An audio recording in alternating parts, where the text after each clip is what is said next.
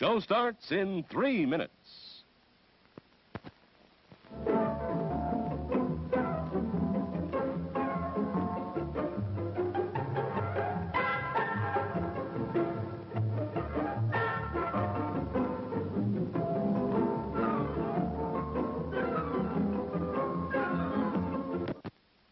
And now, on with the show.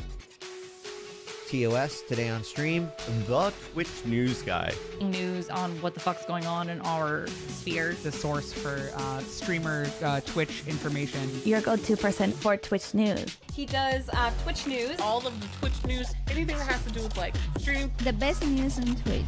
You can get it from Zach's stream. Fantastic informational streams about everything and anything Twitch. The go-to for everything Twitch. And he literally actually cares about the Twitch community. I like to call him the Adrian Wojnarowski of Twitch. The best Twitch news on Twitch. You're that guy that knows everything about Twitch. You guys want to know what's going on with Twitch and what's coming on in the future, stuff like this. That's the man you want to follow, and that's the man you want to watch. Best place to get Twitch news, period. The Twitch News Extraordinaire. Zach Bussey, best Twitch journalist to ever do it. Indeed. It's funny, I get most of my Twitch news from Zach. I mean, if you ask me, he's more attractive than Devin Nash or that Slosher guy. Oh, it's Zach Bussey. Zach Bussey. Zach Bussey. Bussey. Bussey. Bussey. Bussey. Bussey. Bussey. Oh, man.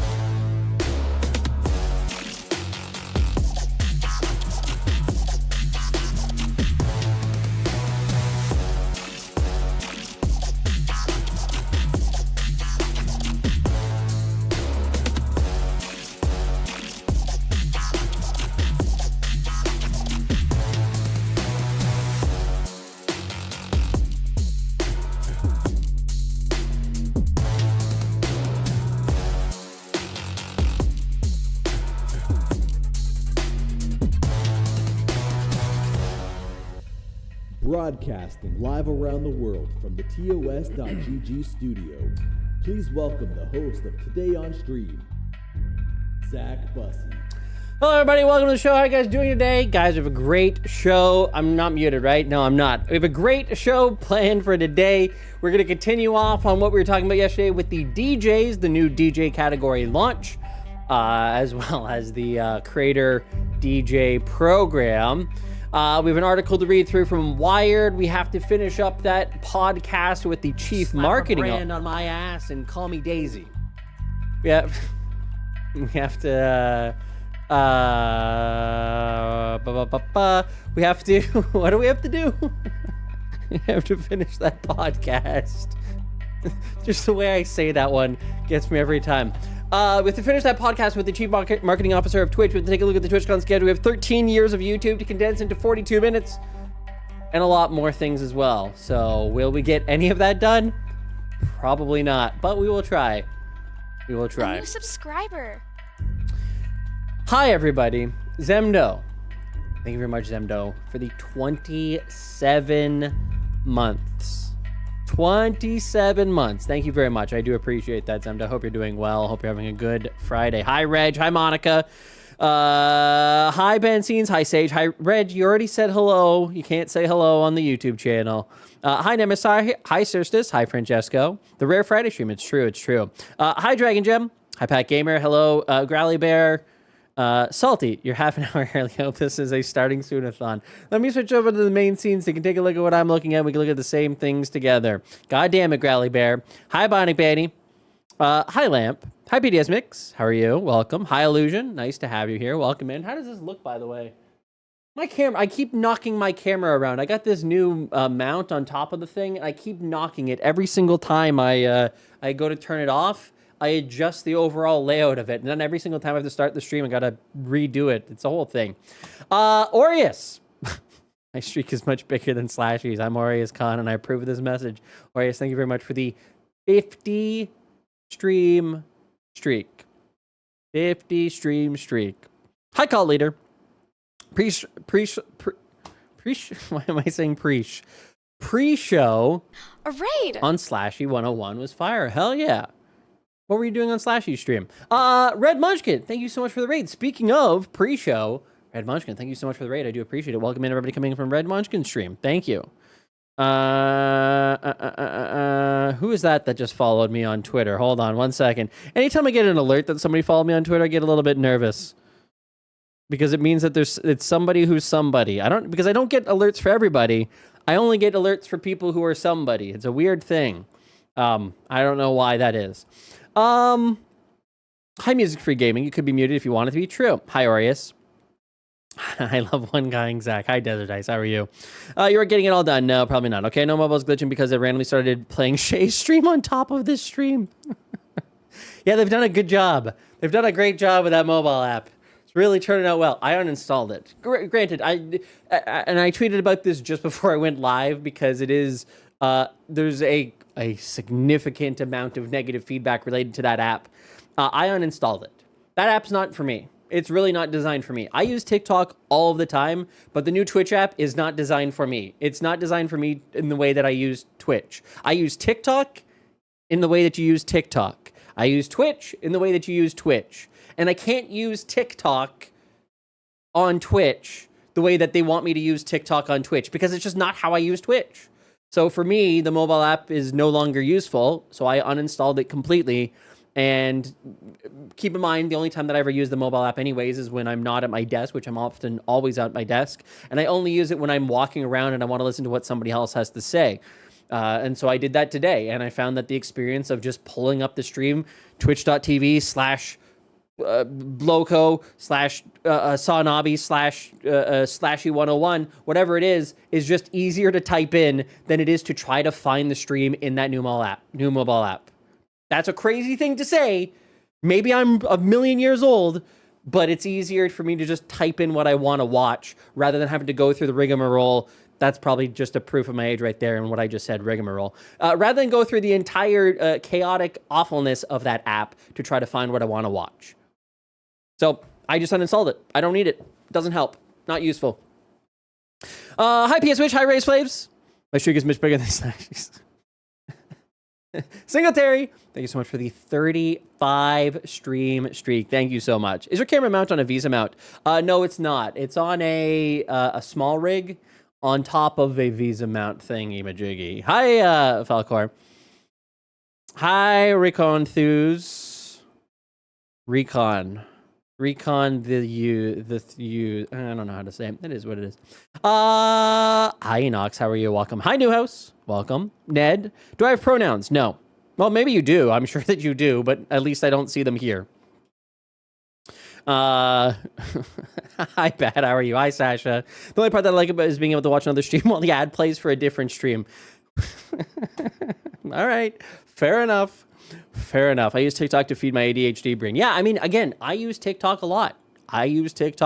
So it's not that I'm not into the overall experience of feed-based content. It's just it's not why I use Twitch. It's not how I use Twitch. And Clancy has said many times that one of the benefits of Twitch is that people know what they want to watch. And so when they go, they find the thing that they want to watch, they sit down and they watch for a long session. The app seems to suggest that that's the wrong way to do it. We're no longer going to lean into that. So it's their call, their app. They can do whatever they want, but I still think that they can make some updates to that to offer functionality for both users. Ones who know what they want to watch and ones who don't. Is this streak worth anything? Can I trade a stream streak for a chat emote only at a time of my choosing for 10 minutes or disabling overlays for 10 minutes? No. Hi, you're going to Rescue Channel. Literally only kept the app for the live notifications. Hi, Phantasm. How are you doing? The Frosty app, someone recommended it in the Discord, has been nice. Yeah, I was looking at that one. It does look kind of nice. Yeah, this. It does look kind of nice. It's got the extra emotes built into it, and it has a more traditional look. It's a, I hate to say it, but I think it's a better app than the official Twitch app now. So I think I may have to download that and give it a shot, see what it's like. It's always kind of weird that the third-party apps have done a better job at building culture on Twitch than Twitch itself. That's always been strange to me, but it is what it is. Hi, it's Bits. How are you? Welcome. Stream streak message denied. Yes, unfortunately, Singletary, I'm sorry. I can't believe we got Twitch talk before we got Mod Tools and app. Can't treat long form like short form. No. And again, even if you are going to treat long form like short form, you can't have a mobile app where you're playing video here and all of this is empty. It's just, if you're going to launch this, you have to launch vertical format content as well at the same time. That's the way that would have made sense. But anyways, this is what it is. Hi, Matrix. Hi, Aquarium of Lies. Stop ignoring your own stream. Yeah, exactly, Sasha. Get back to your own stream. Jesus. Hi, Chef. I'm here in the pub just getting my watch streak. My mate said, why is Ben Shapiro on my screen? Hypothetically, if I was going to be Ben Shapiro, would I actually be on this platform? Probably not. This platform is widely regarded as one of the most woke platforms in the world, and as such, why would I be here, hypothetically, if I was going to be Ben Shapiro? I would not probably be on this app if I was going to be Ben Shapiro on this app. I would probably be on an app like Rumble instead. Hi, Velvet ASMR. The new app on tablet even cuts the streamers' names. Oh, interesting. Fun. Hi, Muppets. Hi, Dimitri. Good morning. All right, let's get into it. Let's jump into it. How are you doing, Nord? Like Ben Shapiro would be a Kick user? Maybe not. Hi, Josh. How are you doing? Welcome in. So, where last we left you, we had 5 minutes left on this actual VOD to watch. It is a Q&A involving Dan Clancy and two DJs here. His name I'm forgetting, and DJ RG something other. I forget. Hi, Sunberry. How are you doing? Just passing on the message. Fair. I appreciate it. There's only 5 minutes left. I figure we should just get through it, see if there's anything else that's said. Keep in mind, audio is terrible. We cannot hear it at all. Kova is the black shirt. Yeah, Kova. But what is his channel name? Music. I know he has. There's like 3 words. There's like 3 words into it. Hi, Mr. Mobile. How are you doing? Tweak music tips. There it is. Thank you, Newhouse. Hell yeah, you got it. All right, let's just quickly play this. We'll see how it goes. And yeah, again, we're done the vast majority of it, and this is near the end, so I don't imagine that there's much more that they say. Each other, but they're all moving together, and they have a sense of. Oh, God damn it. I forgot I need to bring up the captions because I cannot hear a goddamn word. Oh, no. Dessert Ice asked me, will Zach Bussey complete the interview? Will this video finish? Can chat distract him for the whole stream again? In a galaxy not so far away, chaos reigns supreme. The valiant Zach Bussey embarks on yet another treacherous mission to complete an interview. But will their journey be thwarted by the relentless distractions of the Twitch chat? As messages flood in, threatening to derail the stream, the fate of the interview hangs in the balance. Will the forces of focus prevail, or will chat reign supreme? Once more, tune in to find out. That's right. That is right. That's why you're here. Thank you, Desert Ice. Thank you. All right, let's play this. Communal experience with the DJ. Let me rewind a little bit. People are physiologically all moving together. 25 stream streak. Dimitri, thank you very much for the 25 stream streak. I appreciate it. And DJs, of course, are the sort of facilitator of that community in a live performance, right? They bring people together, they build community, and a lot of times when they're building community live, they don't know each other, but they're all moving together, and they have a sense of communal experience with the DJ, even though I don't know your name, right? And Twitch, real DJ KG. And Twitch is about doing that online. That is what is so special about Twitch for a gaming streamer, right? And so I think there's something really special about what DJs have done for ages, right? And then what happens for all the Twitch streamers. I love it. Now, we got the open bar that's about to open. Mary's giving us the sign. No problem. Oh, okay, so it just ended. All right, very nice. Oh, we did it. I want to do one small streamer. Can we do a small streamer? Of course. Insty, come here. So somebody who's... Mary, we don't have to stop right at the bar. We do, because we're paying for the bar, and people have to come up and use it. Yeah. Oh! Wait,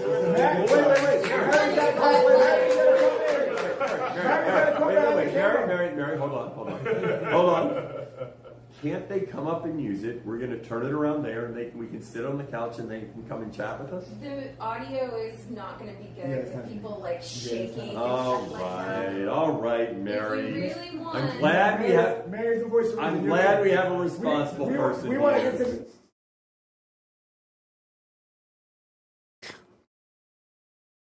I think we're understanding why there's a lot of disgruntlement at Twitch with Dan constantly traveling, because he's not the adult in the room. This is the most on-the-nose thing that we've seen yet. We want to get to hang out. So, that bar open? Yeah, so the bar open. I don't think it's all DJs when they're designing the DJ category. I'm not sure, Newhouse. I'm not sure. Hold on, I just want to see what this guy says. Got it. So what are some current concerns that have come up? I know a lot of them you already had the answer. Initially, it was the restrictions. From what I saw, from everybody was panicking. As far as like what artists would not be able, we wouldn't be able to play. But I took a look at the list a little while ago, and it's not really as bad as I initially thought it would be. And as long as I'm going to say, by the way, those captions are remarkably good. They are remarkably good at capturing what is the quietest audio I've ever heard. As long as it doesn't fluctuate. It's not going to be fluctuating. It's not going to be like hopefully it gets narrower, right? Because I think what it is there are probably a few that's like, what's going on? Right. And then once it starts happening, they're like, oh yeah, I want to be part of that for the current artists, right? And the older ones, you don't know, but the older, again, Prince I think is a special exception. And then as I look at the list, some of them are like, okay, it's not that big of a deal for a DJ. Phil Collins, not the biggest deal for. How dare you? How dare you, Dan Clancy? That Phil Collins, not that big a deal. He's got one song. Right. Rihanna got a lot more. Yeah. Definitely. I mean, it's definitely something you can get around. Yeah. Yeah. But the retired production guy in me is dying and doing the wrap it up signal. Yeah, for sure. Taking steps towards helping the DJs. Yeah. It's a major thing that we're actually getting recognized and moving forward. All right. And Dan, we'd love to get you involved more in, like I said, the DJ community in these events. I mean, I do a lot of them, so. And one of the things, y'all need to teach me how to DJ. All right. Done. That's it. It's done. Okay. Yeah. Done. Yeah. We're gonna see Dan DJing tonight, and we're gonna have some. No, I was talking to one of the DJs at TwitchCon EU about which setup I needed to buy at home. Yeah. Okay, and y'all can advise which setup I need to buy at home. All right. So that I can start learning. We got you. Are the captions native or a separate plugin? So I'm actually just using the on Windows. They have a live captions built into Windows that capture any sounds occurring on your desktop, and that's what's pulling from. So it's not taking my. It won't pull from my audio, only what I'm listening to. It was pretty good in that regard. Hi, Strengthy. Who the heck was the audio person for this? Oh, man, my brain is melting. Strengthy, I know. It's not great. It really is not great. Do I give away stuff? Chat. Can you tell him how much stuff I give away? How much stuff I give away? Anyway, listen. Tell people where they can find you. Insty does it. INSTY does it. What days and times? So Mondays and Wednesdays at 12. Right now, on Eastern Standard Time. Yes. Dan Clay should just be a CO and stop LARPing. No. All right. No, that is his role. He's LARPing is everything except for a CEO. All raid to the same place. So. You want to raid?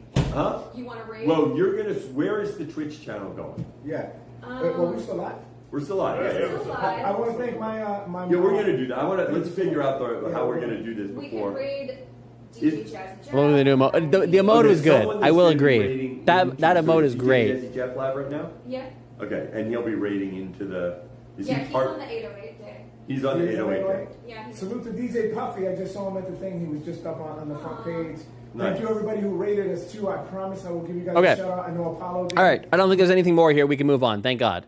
All right, cool. Well, there you go. So we got the majority of it done yesterday's stream, which means that we can move on to the second article here that is related to the DJ program. It is a Wired article talking about the Twitch's new DJ program has flaws, but it's the best there is.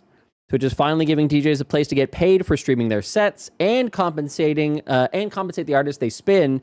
Its limited catalog of songs and opaque earnings plan may leave some streamers cold. So this is the part that's going to be the way that this is kind of described sounds worse than it actually is in terms of this part, in that I think it's probably going to be directly referencing pre-release music, even if the DJ has permission for it, and how they're going to work that out. This one for sure is a initial problem, but we'll be able to answer that one relatively quickly, I suspect. See you later, Illusion. Thank you so much for coming by. I do appreciate it. The Windows captions is so good. One of the few good features that Microsoft has developed. Yeah, it's remarkably good. The audio is nearly as bad as the Borderlands movie. Fair enough. Hi, Vince. Something is better than nothing. Is a step in the right direction for something like this? For sure. Yeah, Vince. I mean, it's the alternative here was definitely that there was not going to be DJing at all on Twitch.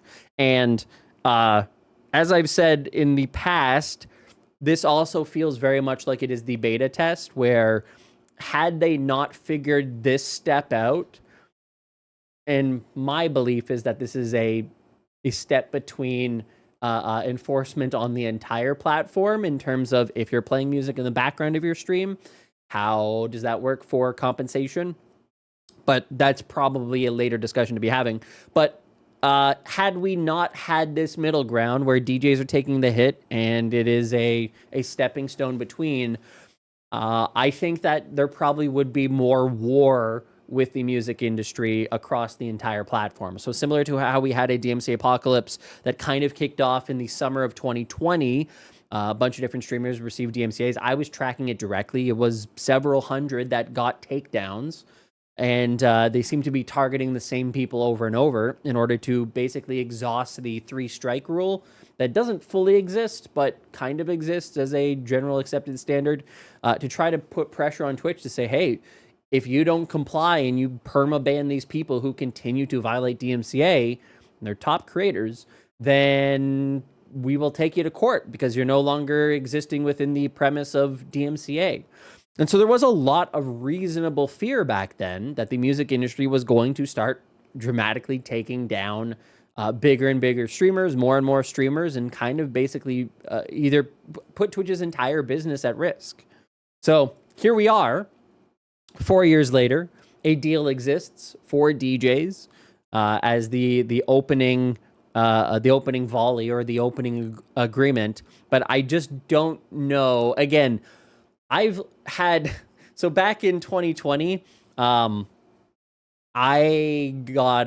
had some pretty good contacts with the music industry and legal people who worked with the music industry, and was pretty aware of how that whole fight was going and the extent of not the attack, but the extent that the music industry was going to go.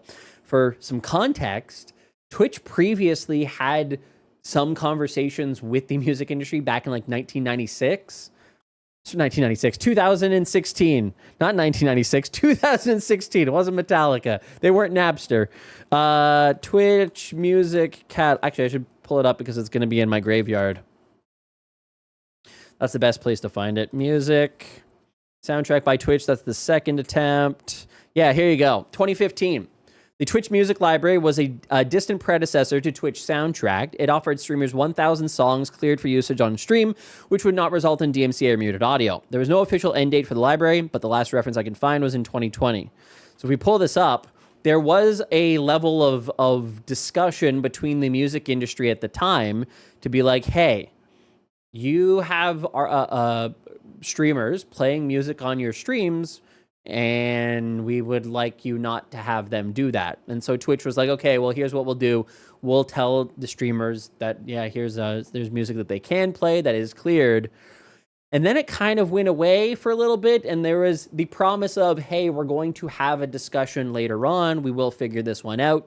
Twitch was just acquired by Amazon, and Amazon has all these resources. And so the music industry, again, this is just how I've been explained it. This may not be exactly how it played out, but this is what was explained to me. The music industry said, fine, we're going to give you a few years to figure it out. We want to have these conversations. We do think this is very important because you do have creators using our music without the rights. They were having conversations with YouTube at the time. YouTube had done stuff. And so they wanted to see that same level of engagement from Twitch to also show that they were willing to work with the music industry to make sure that the rights holders actually got the money or some money from it. So we fast forward all the way to 2020.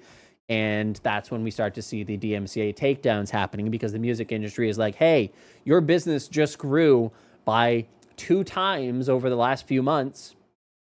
It's time to get serious here. You have our DJs stream. You have DJs streaming our music on your on your service. You have a whole bunch of different people who can no longer tour that are making money on your platform. And while we're grateful for that for our artists, we want something here. We want something here. So fast forward, and here we are today. An agreement is made, and considering all of the historical context of this, it's why I don't think that it's the end state, but rather the beta test for what's to come for the entire platform. But Clancy says I'm wrong about that. Time will be the ultimate decider on whether or not that is true. Hi, Canada. Amazon does have more money, legal power than labels combined, for sure. Yeah. Is IG, TikTok, YouTube paying artists when people use a song in shorts? Yes, they do. Yeah. So TikTok and YouTube and Instagram all have rights with the various music holders in order to, I think it's only for short form content. TikTok may have a little bit longer, but yeah, they do actually have a overall agreement with the industry for VOD-based content, short VOD-based content up to 59 seconds or so. And the idea being that, hey, if you're playing a song for under 59 seconds, a typical song is 3 minutes, 4 minutes long. And as such, your 59 seconds really does work as promotion for the song. If people find it catchy or interesting, they're going to want to learn more about it. They're going to want to find it. They're going to want to find the artist. They're going to go over to Spotify, etc., in order to listen to the entire thing.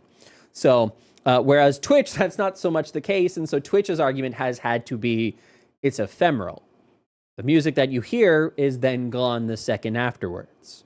So it's a different level of promotion, more akin to radio in that sense, in that play over the radio, song plays, and then it's over with.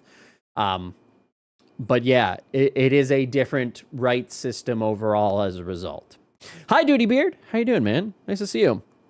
Sometimes old TikToks are muted because the songs are no longer licensed. Yep. And again, that's the thing that you have, that you do have to have as part of the overall deal there, is to be able to go back and remove a song that is no longer eligible.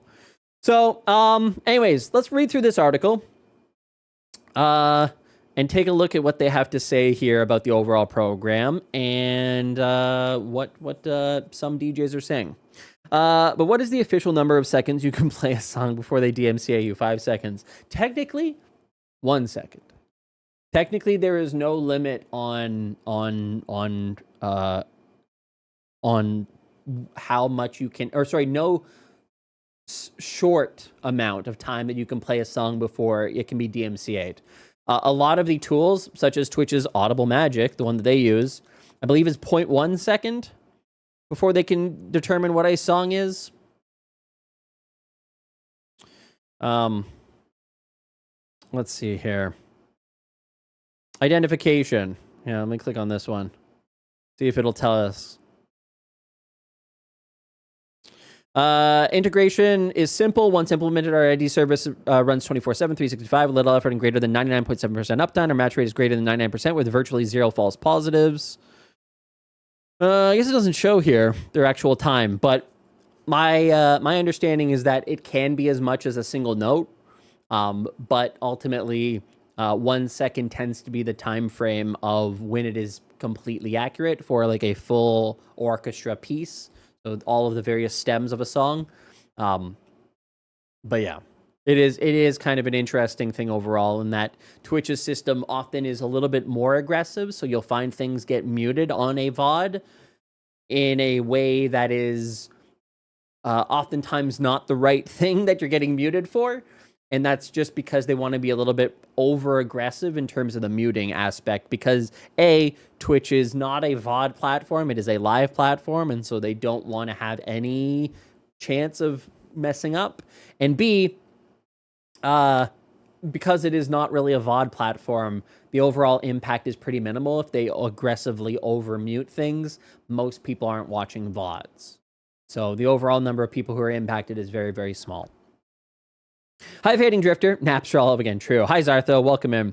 A single note can be copywritten, too commonly used. Can't be copywritten, too commonly used / short. No, but in terms of they can tell what a song is in terms of when it starts to play.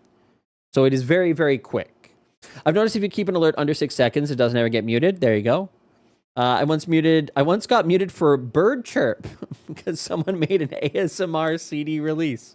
Well, hey, there you go. Again, it's a little bit over aggressive overall. But it is what it is. It's the balance that they have found in order to offer protection for creators and keep the music industry at bay. I think that generally speaking, I can't speak for everybody, but I think as a creator, you should probably prefer that your audio is muted more often than actually getting a DMCA. That is a much better outcome. If you're in, if a 5-minute section of your VOD was muted compared to getting a DMCA, it's still worth it. It's still worth it. It's still to your benefit to not have been caught up in that. Hi, Dyer. Welcome back. Are sound effects used from a video game DMCA? They can be, yeah. One of my friends got muted for police sirens. Yep. Anyways, let's read through this. DJs finally have a safe place to stream on Twitch, one that promises an end to the DMCA takedowns, muted streams, and bans that have plagued anyone. Well, again, there won't be any muted streams on, because there is no muted streams, there is no VODs, and bans that have plagued anyone who wants to play music online for years. What it doesn't guarantee, though, is a fix to all the financial and legal issues that have accompanied music streaming for decades. Twitch's DJ program works like this. Those looking to stream and monetize their sets sign up for the service and then put on shows from a catalog of pre-approved songs. They can't use all of the promotional features that game streamers can access, like clips and replays, but they can become part of a new DJ category, which Twitch is promising to promote to its 35 million daily users. I don't think it's 35 million daily users anymore. I think it's 30 million, 29 million. But it's 80 million per month. But I don't know if that it's necessarily that high anymore. Each performer will earn money from those streams, but they now also have to cover the royalties that go to the artists whose music they play. Twitch CEO Dan Clancy says he's proud to have closed a first-of-its-kind agreement with rights holders that makes it possible for DJs to stream music and for musicians to be compensated. The program also helps DJs who have largely operated on the outskirts of the platform get the kind of audience numbers enjoyed by their gaming counterparts. That's not a guarantee. That is not a guarantee. It just means that now Twitch has the ability to actually put people who are doing DJ content more directly into recommendation algorithms. Previously, they were already there in the form of the music category. I've seen DJs on my discovery pages before on the front page and the sidebar, depending on who I was watching. But now they can do it a little bit more, and maybe they can even up-tune it a bit so that they get supersized or outsized discovery compared to the rest of the platform. Maybe. We'll see. But the program is potentially limiting catalog and opaque plans for revenue for DJs, a big draw to the platforms over rivals like TikTok or YouTube, have left some wondering whether the live streaming giant has really developed a sustainable place for them. Just how much money performers would make was easily the biggest question hanging over the DJ program prior to launch. Twitch deducts a fixed percentage on a monthly basis to pay... fixed percentage on a monthly basis to pay to rights holders for the benefit of the musicians whose music is played. These costs are deducted from total channel revenue and then paid out according to the streamer's revenue sharing agreement with Twitch. Wait, what?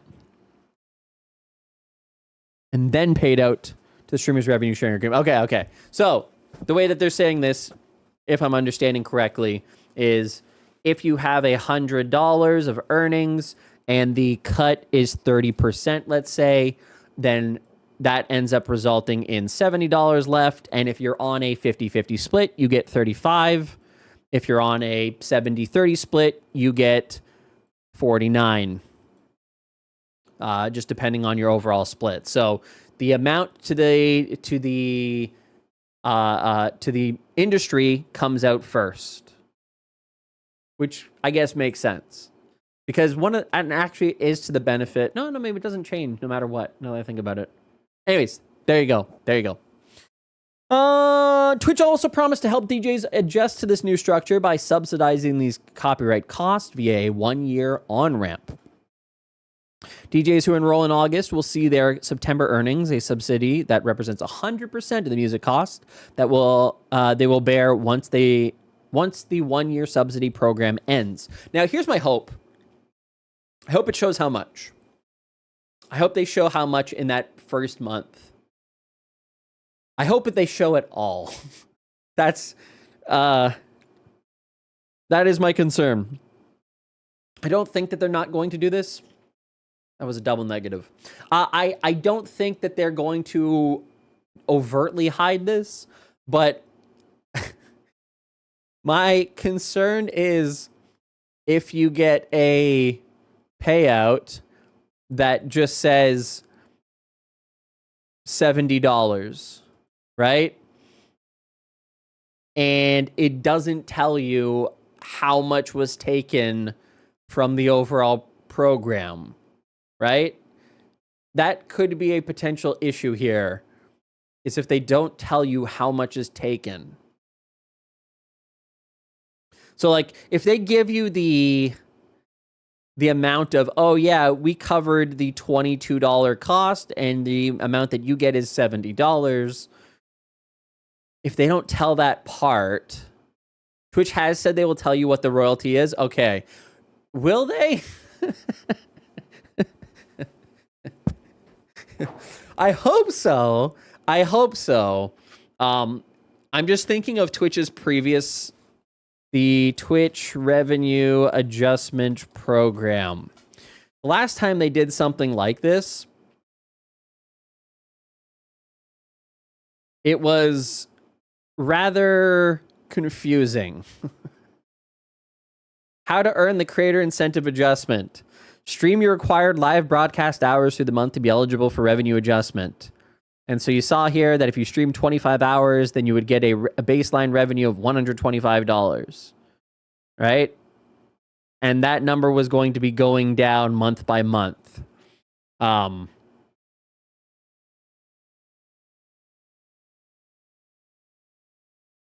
nobody really could figure out how much they were actually losing was the problem. So this program was launched in reaction to the change of to go from a flat rate sub around the world to local price subs. So from some places you went from a $4.99 sub to now the price was like $2.99 GBP, the pound, or €3.99. And this again, I'm just bringing up the potential comparison here. This amount ended up being more.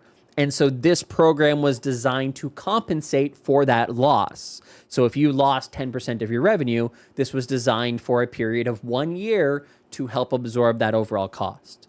So they paid out people, but you didn't know how much you had actually lost.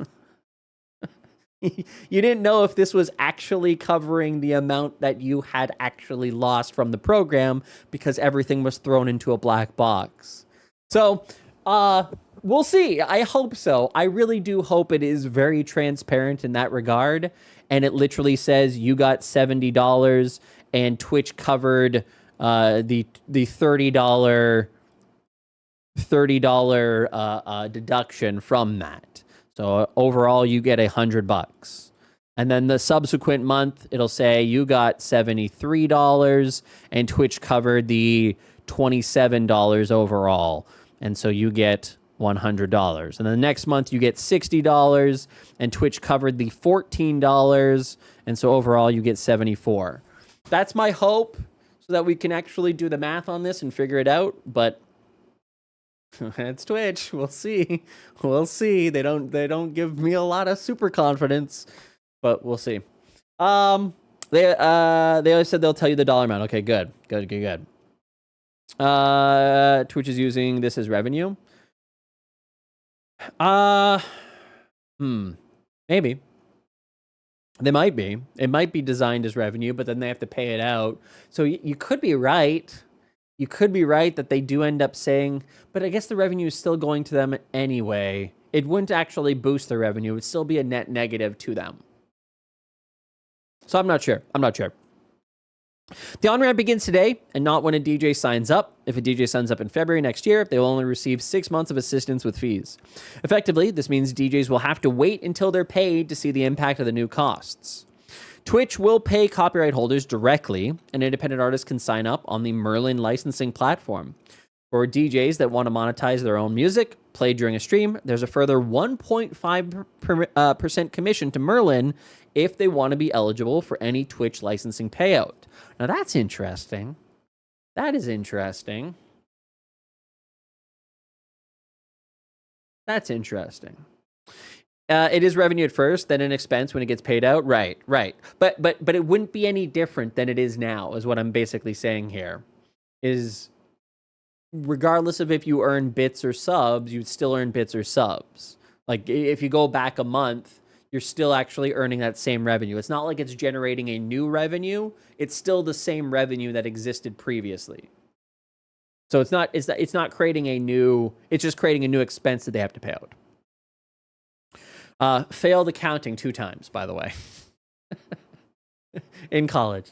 Effectively, this means the DJs will have to wait until they're paid to see the impact of the new costs. Twitch will pay copyright. Okay, I read this part. Twitch will cover all licensing costs for DJs that currently don't monetize their streams. But even before the program started, making a living DJing on Twitch, where streamers are paid based on standard revenue splits, was hard. Australia-based DJ Brisk has more than 33,000 followers on the platform and says he puts in about 70 to 90 hours a month there. After hearing about the DJ program, he wrote a blog post outlining his concerns. In it, he also broke down just how little he had been taking home after Twitch took its cut and all the fees and taxes were paid. By his estimation, he was only getting about 11% of his total earnings. That'll increase now that he's reached the next tier of payment splits. So I've read this article, and the way that he gets to 11% is if you take $100, and then you have the split, which first there's fees that come out of it, so it's like $5 in fees, and then you have the split, and then you have the currency exchange as well. So that ends up working to where you get about $40, and then of that, your taxes take half, so then you're down to $20. And then of that, you have things like the cost of operating your stream, the cost of doing what you do. And so then that takes the overall number down to a $10 or $11 or so. And so that's how he worked out to that number. Yeah, there is costs associated with it. But the cost of the DJ program will reduce that bump by an unknown amount. Brisk says he's currently signed up, as the first month is free thanks to the subsidies, but he's still concerned the fees might become a burden. That being the case, I will be opting out as it's simply not sustainable. But for now, I am trialing it, he says. His first stream under the program on Thursday reached more than 12,000 simultaneous viewers, a vastly higher number than normal, a demonstration of the benefits of front page placement. The mention of a catalog of approved music has also caused consternation. Having to pre-plan a track list before, I'm not going to do that. I'll just stream elsewhere. Or I may as well just carry on regular Twitch and see what happens. One professional DJ who has to remain anonymous for fear of retribution on Twitch told Wired. Can I put out? I hear this a lot. In that if you're a creator on Twitch, people are worried, and I sort of understand it, but like if you're a creator on Twitch, people are worried that Twitch will strike out against you or target you or remove you from programs or take you out of discovery if you talk poorly of the platform. That's sad. I find that so sad for a variety of reasons, but for a platform to feel like to be on a platform that feels like you're going to get attacked. Man, Asmongold is proof that that isn't true. Yeah, I mean, I'm proof that that isn't true. I mean, granted, well, okay, hold on. Let me take a step back. It's just the kind of thing of like, if you shouldn't inherently fear the platform is going to strike out against you, because 99% of the time the platform doesn't give a shit about you. They don't know. Even if you meet the people, they're not going to have that level of care to worry about what you're doing every single second of the day and every single word that you say. Hit rate for tracks so far in the catalog versus track list so far is 24.43%. What does that mean? Hit rate? The chances of me getting a DMCA hit because of the music I play is next to 0. What does a hit rate mean? Anyways, yeah. So one of the things that I think has been, I felt a little bit more negative lately about Twitch. And I feel like that's coming through on Twitter more than it actually should. But because I am hearing a lot more negative things from people on the platform, for me, I always kind of say, I wouldn't have noticed if you didn't mention it right now. Shut up, Salty. Shut up. I would generally say that for me personally, I feel like somewhat indifferent.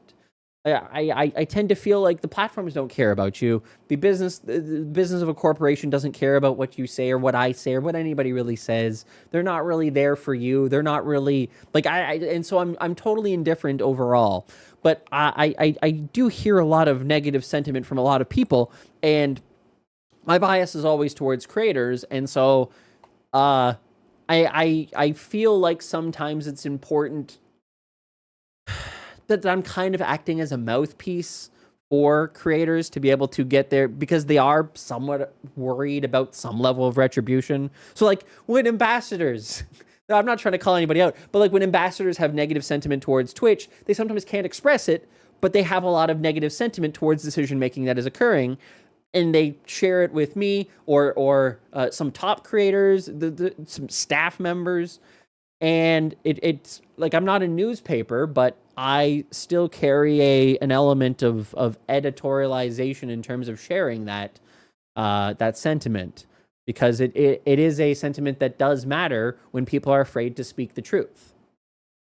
So anyways, just, yeah, that's a lot more common now than it ever has been. Fear of retribution.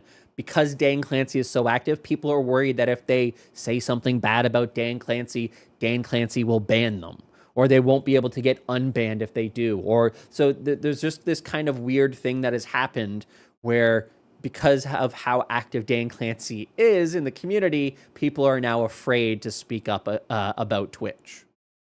Weird. Did your account get suspended fairly, but you want it overturned? I'll fix it.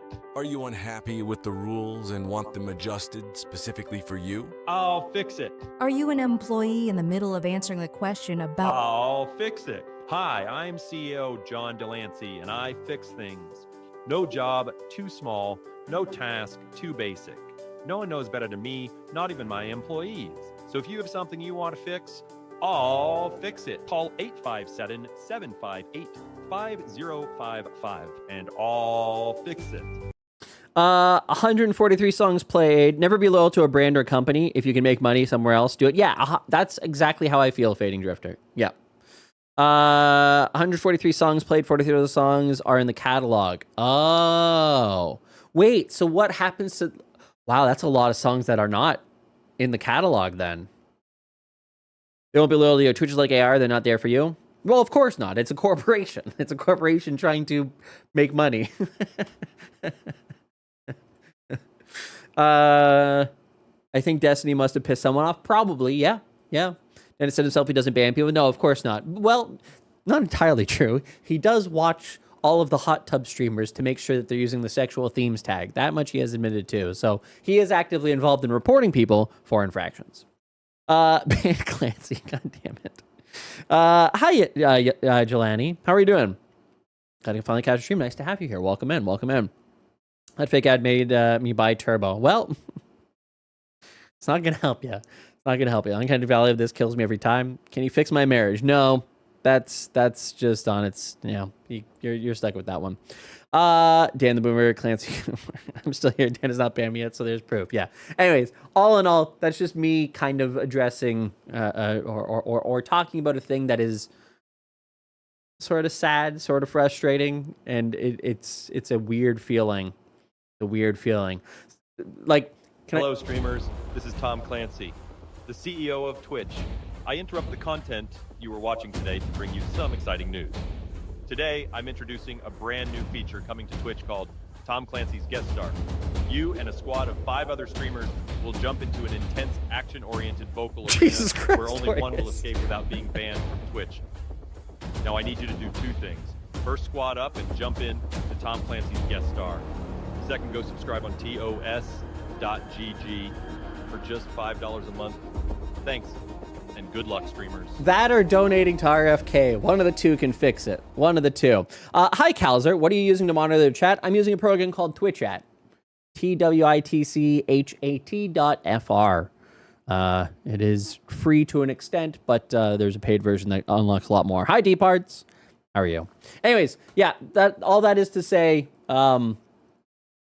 because I was really curious why a lot of the people who were very, very vocal about the 70-30 split are no longer vocal about the 70-30 split. And the sentiment seems to come down to everybody's a little bit afraid of Clancy. I'm just like, oh, I mean, I guess that's fair. I guess that's fair. Anyways. Where am I here? Retribution. If someone plays music that isn't licensed via Merlin, they still risk getting slapped with copyright claims, even if they're part of the DJ program. DJ API user voice up to 155 with 15 comments. Hell yeah. Yeah, I hope that happens. They really need to do that. Who are you going to call? Dan Busters. As for DJs who make their own unofficial edits or remixes, by the way, fear of retribution is why I now also stream on YouTube. Because everybody's got me panicked. Everyone's just like, oh yeah, bad things might happen, and everybody's fearful. I'm like, oh fuck, maybe I should be a little bit more careful too.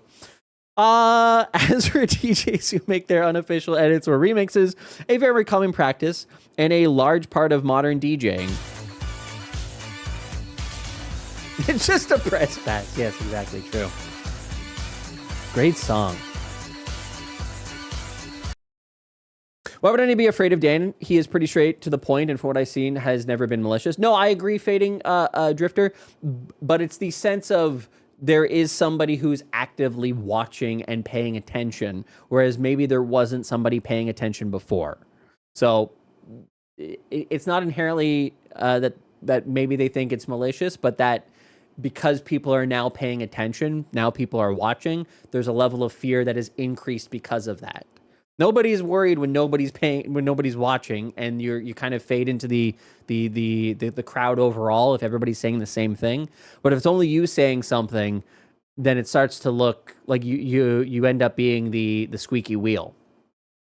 Love your newsletter. Please keep up the good work. Thank you so much, Calzer. I really do appreciate that. Thank you. MK will bring you into TNS room to ban you personally. I know. Could happen. Anyways, I'm just sharing the overall sentiment here in terms of a lot of things that have been going on over the last 6 to 8 months. As for DJs who make their own unofficial edits or remixes, a very common practice and a large part of modern DJing, there's still a risk of takedowns even if they sign up for the program and pay the extra fees, according to Twitch's FAQ.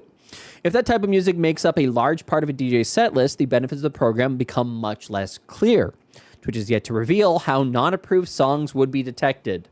Well, a raid. It's not how they're being detected, but it is how they're being, like, what the punishment actually is. Pando, thank you very much for the raid. I really do appreciate it. Thank you so much. How was your stream? What were you streaming? Welcome in. Nice to have you here. Then you've got Harris Heller chatting with Clancy.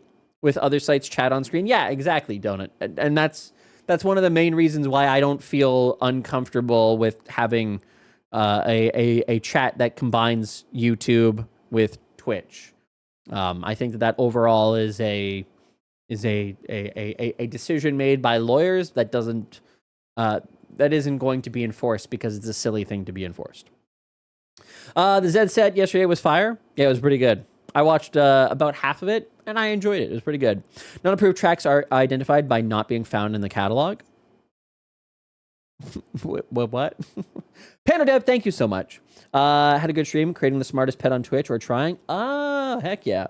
Heck yeah. Well, I do appreciate the raid. It's nice to have you here. Welcome in, everybody coming in from Pando's stream. My name is Zach, and I talk about the Twitch space, and right now we're talking about the and streaming space overall and creator space. Right now we're talking specifically about the DJ program, which just launched officially, or the category launched officially yesterday, and the program itself launched 9 days ago. As for DJs who make their own... Oh, I already had this part. God damn it. Hi, Taco Pete. Lee Nodcat Harris is new to the platform, but has already found a welcoming community of peers, some of whom were given different information than what Twitch has publicly shared. Oh, no. There was a webinar that took place maybe a couple of weeks ago, and people were concerned about that catalog, Harris says. He wasn't in the seminar, but says DJs are worried about what will happen if they play music that's outside the pre-approved library. Twitch didn't respond when Wired asked about this. Good. I'm glad that Twitch hasn't changed that. That makes me happy, because Twitch doesn't respond to anybody. I don't know why Twitch has a PR department still, because they still don't do anything. No offense to them. Actually, offense to them. Sorry, I actually take offense to that. You should take offense to that. Do something. Respond to a question, for fuck's sakes. The catalog and new fees present less obvious issues too. Speaking of that retribution thing, maybe I bring it upon myself. The catalog and new fees present less obvious issues too. Daryl DJ D-Man East said started streaming on Facebook Live, but moved to Twitch on a friend's recommendation. Oh, 2. Period. Impressed by the community, he started running DJ Marathon fundraisers for breast cancer research. We went 24 hours for the weekend. We raised $23,000? Something like that, he says. Under the new program, the earnings should remain unaffected thanks to Twitch's charity tool, True, that guarantee all donations go to the cause. Yeah, so Twitch's charity tool is pretty cool in that regard, in that Twitch never gets any actual hands on that money. It goes directly through PayPal Giving Fund, which means that as soon as it's processed, like Twitch doesn't have any involvement in the processing of it. They have no hands on it at all. So there's no way for any third party to come knocking. There's no a tax credit that Twitch gets from it. It is purely a pipeline out the door, never touching Twitch directly. So that is a good thing for people to know, because I still see that misinformation out there about that tool, where people say, oh yeah, but Twitch gets the credit, Twitch gets this, Twitch gets that. And I'm just like, no, they don't. It's actually a great tool that you should definitely check out. Granted, there's obviously better out there in terms of integrations and stuff like that, such as Tiltify, but in terms of a first-party tool, it is actually fantastic, and one of those things that is unusual for a company to offer such a function that creates zero profit motive for them. Twitch comms. Well, now we're gonna not respond to Zach even harder. Well, yeah, probably the case, Purple Player. Probably the case. The guarantee, but the need to pre-check every song that would be played could create hurdles that may make future fundraisings more complicated. That's the part I want a little more explanation on. Yeah, and that's where we need an API. That's where an API would be really, really good for DJs. In terms of, there's enough smart people in the DJ and development community that there's probably some crossover there, where you would end up seeing a function that would be like, hey, you're about to play this song, and it immediately says, oh, that is on the approved list, or that is not on the approved list, rather than having to like manually go in and check it yourself. Something automated, I think, would be fantastic for DJs. And so If not developed third party, be great to be developed first party. Great to be developed first party. Color me a non-intellectual, but what is an API? An API is basically it's the equivalent of a telephone line. So I'm going to make it super basic here. It's a telephone line, right? On one side, you have the receiver, which then allows you to call the other side so that you can speak to somebody. And so in this case, the API would be you would call the API to check if a song is okay to use, and on the other end, it would message back saying, yeah, that song is, or no, that song is not, in terms of the development of how this could function. So that is the super basic, never heard of an API before explanation of how that would work. It basically is a digital enabling of functionality. So like Twitch subs, that is a when you have notifications and stuff like that, that's based upon an API call that is telling you, oh, something actually happened. And so something happens on your screen, you get a little pop-up, something over there appears, etc. Application for search and catalog and let the DJ software tag. Yeah.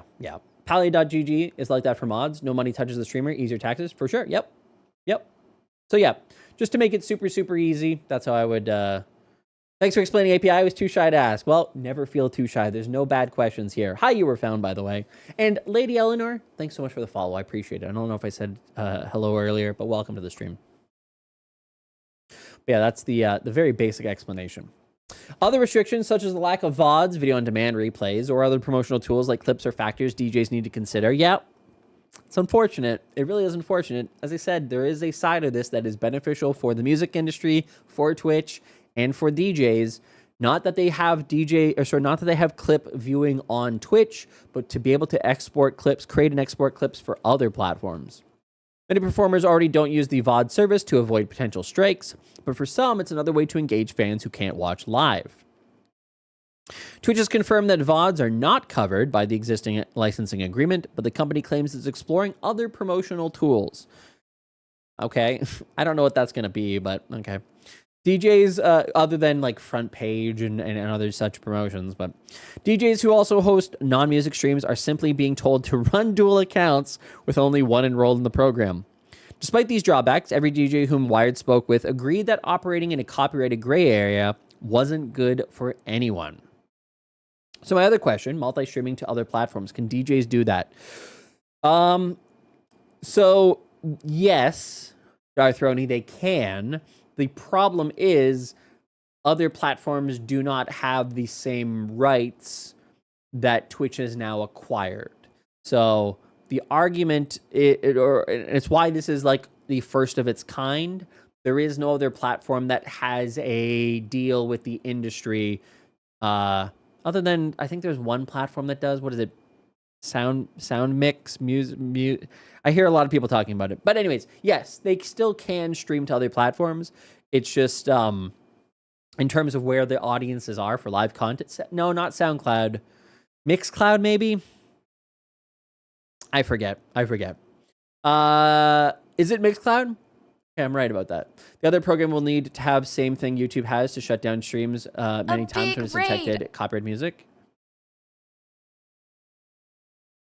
Why did that do that so fast? Slashy! Hi, Slashy! Oh, you're on top of that, Bat. Slashy, thank you so much for the raid. I really do appreciate it. Welcome in. Everybody coming in from Slashy's stream. Slashy, how was the rest of your stream? How was it? Mixcloud, it's a flat fee a month. You know what I'm fascinated by here? How many of you guys are coming from Slashy's stream? What a crossover. I think all those 15 people are the same people. Bat, Singletary, Growly Bear, who else? Everybody else type. Slashy is pre-show. Yeah, fair enough. It was good. How are you? I'm doing fantastic, Slashy. I'm doing good.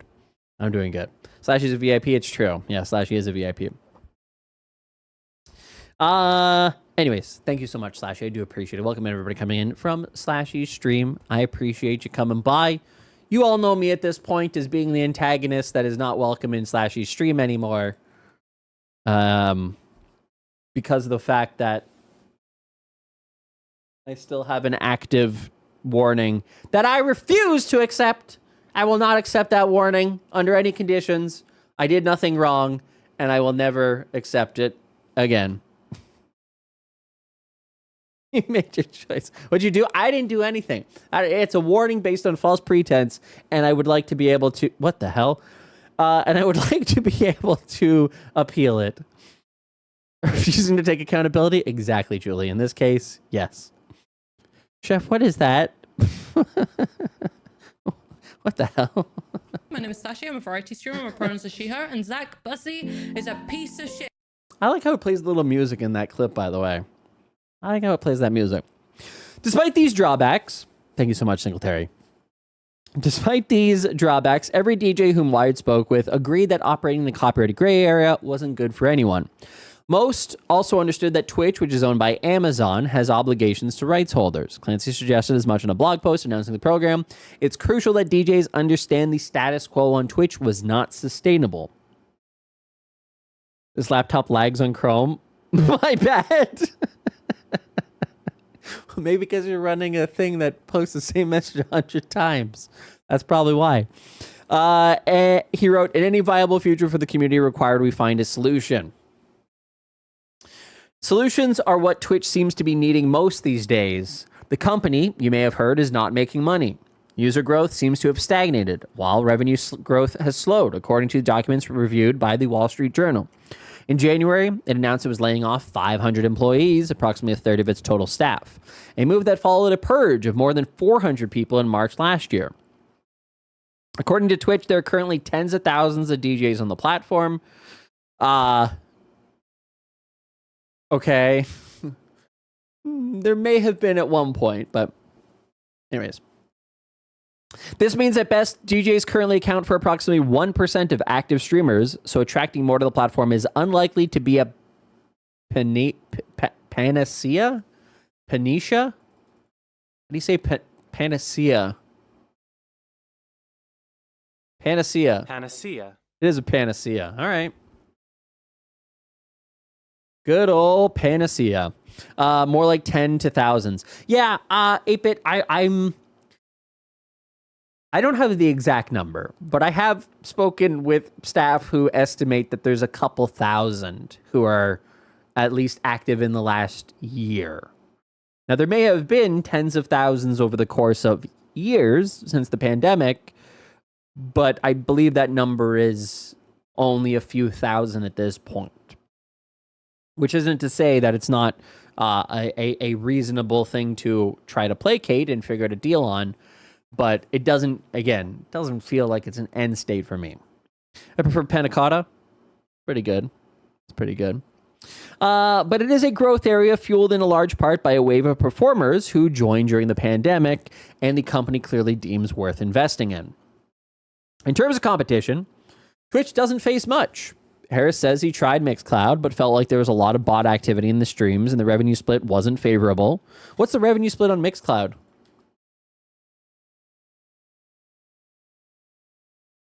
Out of curiosity.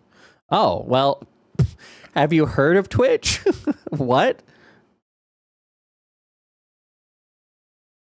Oh,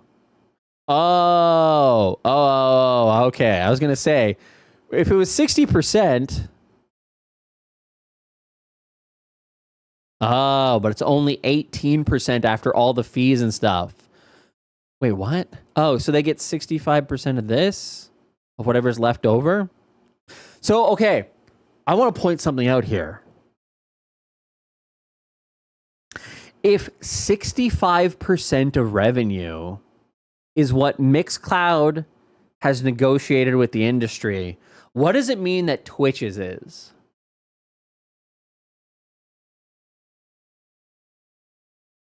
Like, they're a service that is exclusively designed for this.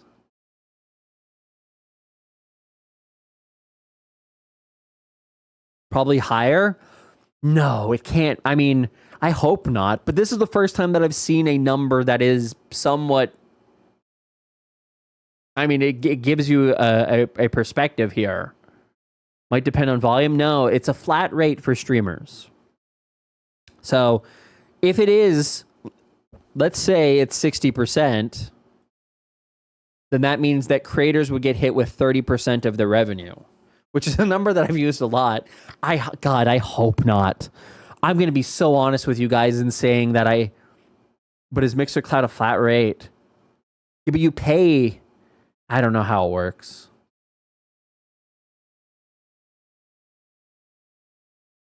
Earn money on MixCloud channel subscriptions. Earn a recurring monthly income directly from your most loyal fans. $15 a month. So you pay $15 a month, but then you can earn potentially this, right? So if you got, I guess you would have to have 10 subs and you would break even. If they charge, it's a horrible platform to stream on. Yeah, it doesn't look very good. Oh, man. They are streaming platforms that got any context. I don't. Again, I have not been very aware of this company in general until recently. Oh, you get to choose your own prices, though.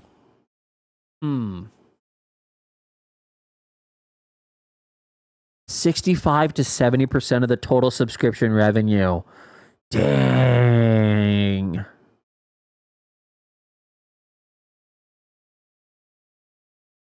Wow.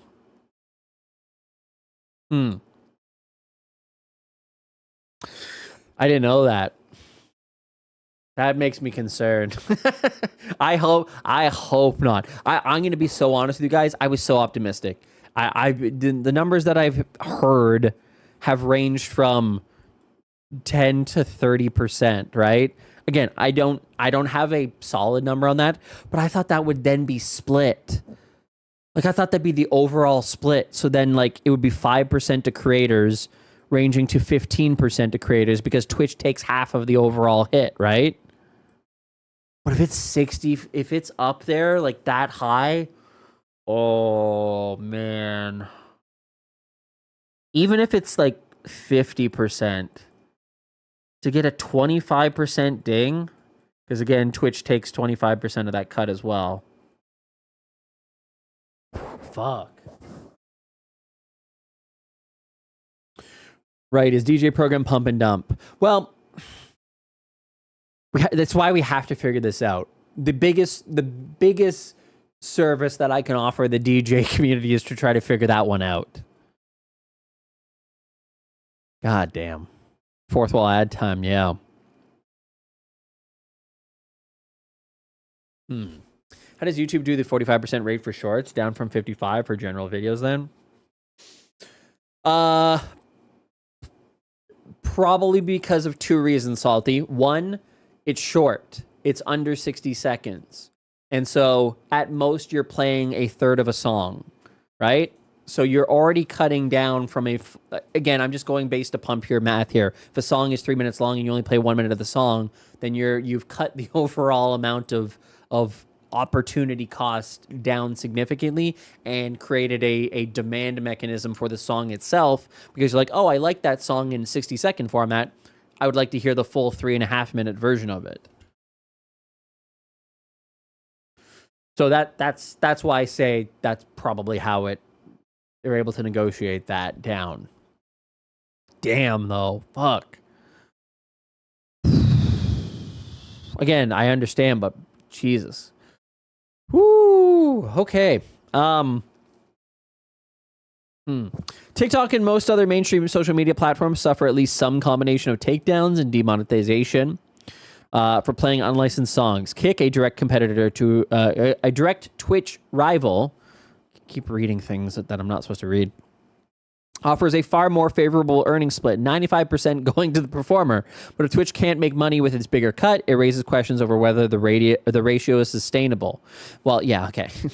It's because Kick doesn't give a shit about the music industry. Kick does not care about copyright. Kick does not care about making money off of Kick. They are a advertising medium for gambling. So it can lose a ton of money on splits, and it doesn't have to pay out the music industry until the music industry takes note and says, hey, what the hell are you guys doing over there? But that's not going to happen initially because it's too small a platform, which may get bigger if there is an exodus of people moving from Twitch to Kick. You mean 2.5 minutes? Songs aren't that long anymore? How dare you? How long is the average song in the 2020s? There you go. Oh, that's 1991 to 2020. Oh, wait. Yeah, okay, that's the most recent one. That's recent data. 3 minutes and 17 seconds. 3:17 from Vice. Pop songs getting shorter.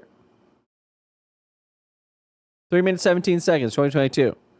3 minutes 15 seconds, 2023. That counts. Not the songs I listen to. Yeah, but German songs are different. They don't have a chorus. They just do the first verse and then the second verse and then it's over. People don't got time for that. We gotta get back to things like chess and stroopwafels. Stroopwafels. I think that's Swedish anyway, so never mind. DJs for the part appear to welcome's Twitch commitment to them. With most concerns, is it Dutch? There you go. With most concerns, I don't know anything about Europe, evidently. With most concerns directly proportional to their investment in the platform. I haven't got a lot to lose, to be honest, so I'm just seeing where it takes me, Harris says. Twitch is my main source of income, says Callaway, a DJ who streams about 35 hours per week. The supply of DJs on Twitch has grown extremely, so the likelihood of new DJ streaming full-time is very unlikely. She added that she believed the program was still a step in the right direction and that she would be signing up. Okay, I need to look at Callaway now. Callaway. What? Oh, Colaway. Oh. Colaway. There we go. Got him. Celine Dion. My partner made me watch Only Connect. What's Only Connect? Hey, Ocha. She's French-Canadian. Long-term stats. 400 average viewers. Okay. Peaking in January 2022 at 847. A little bit of a resurgence recently in June, July. Not bad. Hours watched. Relatively stable. A slight decline. Sorry, hours streamed. Hours watched, similar to the overall viewership trend. So loyal viewership, no significant highs or lows here. It's not like something popped off significantly. Just reliable viewership. Zach mispronounces everything.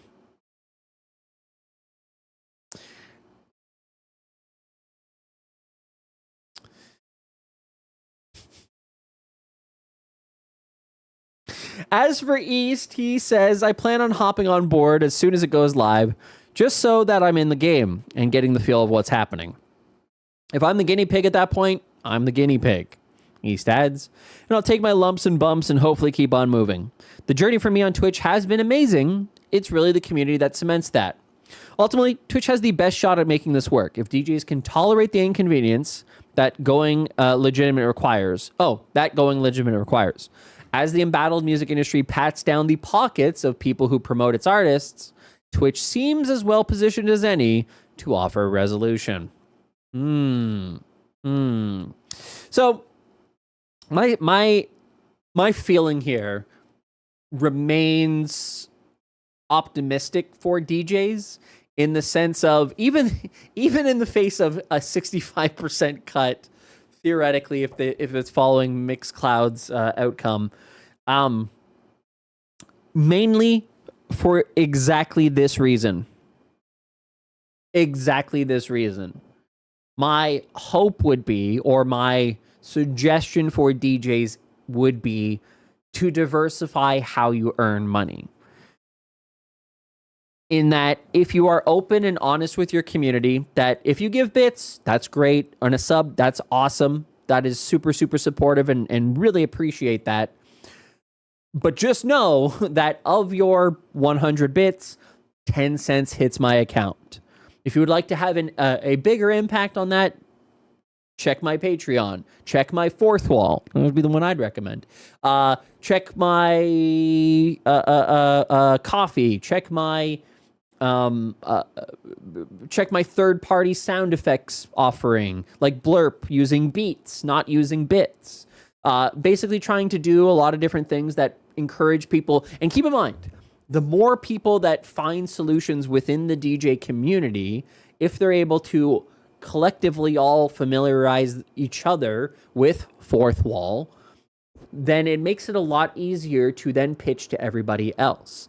If the messaging is similar among all DJs of support on Twitch is great, we appreciate it, but support elsewhere is greater in terms of impact, then it will end up being better for everybody. How does the Bits extension developer cut work with the DJ program? That's a very good question. I don't know, Salty, but I think you do then have competing outcomes there. The way that it's supposed to be is that it's 20% goes to the developers, right? And then the 80% ends up going to the creator. So my guess would be that is when then the DJ cut would be, because it is a separate transfer of there's a separate equation there. The developer of the Bits extension isn't doing anything, so they should not be docked the whatever percentage that it actually is. Check your coffee. Sorry, Zach, it's cold now. Coffee. This place. So again, fourth wall's best. Fourth wall is absolutely the best. Because you have things like gifting subs and gifting merch and all the things you can do on Twitch, you can do with fourth wall. You can't do that with any other platform. Damn, didn't think of that. That one yet. Yeah. I will ban every DJ from using my extension, including me. Hi, Sicarius. Hi, Tripwire. I'm seeing people definitely hedging their bets right now and standing up a presence or multi-streaming on Mixcloud and elsewhere if they haven't been. Coffee, yeah. And in the Zoom call, we were told different. Really?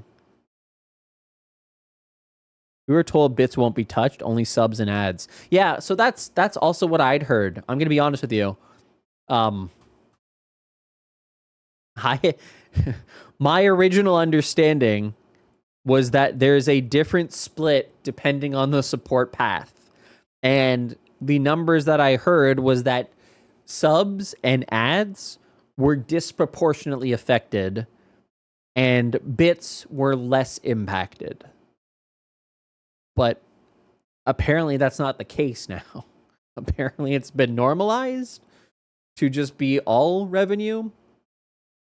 Again, I don't know though. I don't know. We'll have to. We're still gonna have to wait to see how this ends up playing out.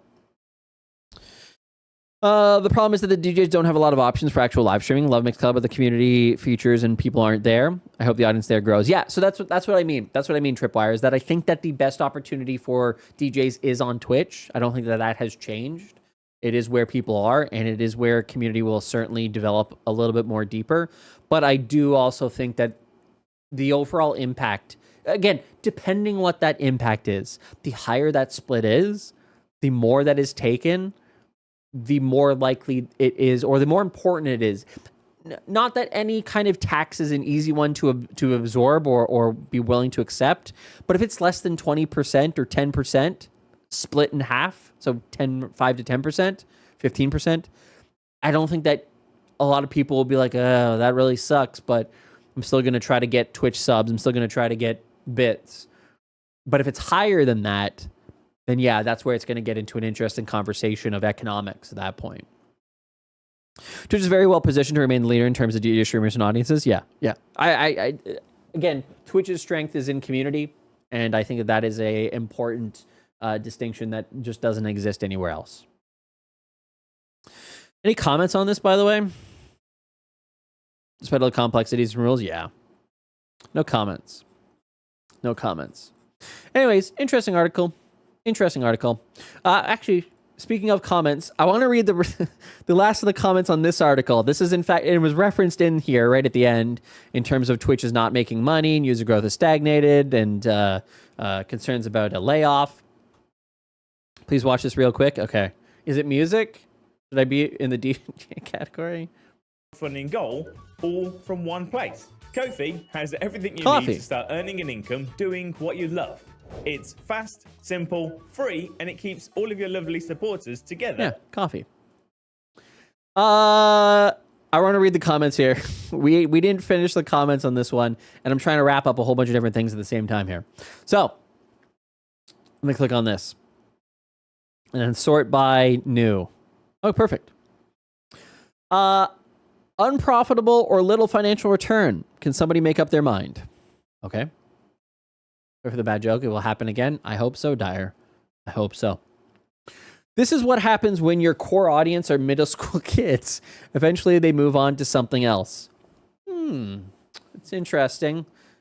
I don't think it is the core audience. I think it is the audience that they are placating to. This is why this is a fascinating comment, actually. Now that I've said that. This is a fascinating comment, and here's why. The last 30 days, look at what is the most popular games. Just Chatting is number 1. Not a surprise. Special Events is number 8. A little bit of a surprise. But here's the one that I find fascinating. IRL is number 16 on the list. IRL is on number 16. And here's where it gets even more interesting. Historically, the people who, in terms of the most popular, this is based upon watch hours. This is sorted by watch hours. Just Chatting is the very clear victor. But IRL is going very strongly here. IRL going hard. It is. Hi, Tycho Bay. Here's the fascinating part. Historically, if you talk about Just Chatting, there's a very obvious group of people that you would probably think of. And if you think about IRL, you're probably also going to be thinking of the standard people like Jake and Bake and Cook Sucks and Hitch and Jay Streezy, right? You're going to be thinking of a lot of people that are relatively well known for their IRL-based content. Here is your Just Chatting, most watched streamers. Goof Guy, yeah, Goof Guy. Hi, DJ Chris. How are you doing? Most IRL streamers are just Chatting too. Yes, Verrett, they are. Here are your most popular Just Chatters in the last 30 days. Hassan Abi, Zach Rar, Kai Sinat, Jason the Ween, okay? Loud Coringa, Blackboy Max, Stable Ronaldo, Mira, Lacey. So you have 4 people in here. Lacey, Stable Ronaldo, Blackboy Max, and Jason the Ween, who are all part of FaZe. And I believe that that's probably significantly because of their recent trip. And then number 10 is Tumblr. You continue on. Ginny, Papa Plate, XQC, Pauletta Twitch, Alandrisa, Queso, Agent 00, iGens, Evelon, Elias, and kind of continues on, okay? So those are your Just Chatters. Now, who is it going to be in IRL? Blackboy Max, Agent 00, Papa Plate, Kai Sinat, Phantom, Luna Clark, Montana Black, Ray Asian Boy, Ron 3K, Silky. So again, this is the W community. This is the people tied in with AMP. It's not a lot. Sketch number 13. There's not a lot of actual IRL traveling based content here. There's not a lot. I think that most of the most popular ones are still in the Just Chatting category. Extra Emily, but that's not really it. I mean, Ginny is probably the biggest traveling one here. So I found that really a fascinating kind of thing in that you have both non-gaming IRL-ish content that are largely being driven by a new group of creators that most people who have been here for a long time probably don't watch a lot of. And it's maybe why Twitch's mobile app is catering directly to that TikTok generation, is that they're not necessarily considering their existing users. They are directly considering this new group of users who are very young middle school kids. So Twitch's demographics are changing. It has gone from a platform that has been 20 to 35, 40, 45 or so, to perhaps it is now starting to trend down into the mid to early teens. And what does that mean for the long-term longevity? I don't know. Hi, Yogurt. Anyways, I just found that kind of, I didn't know when I was going to ever bring that up. But that just provided me an opportunity to kind of showcase that.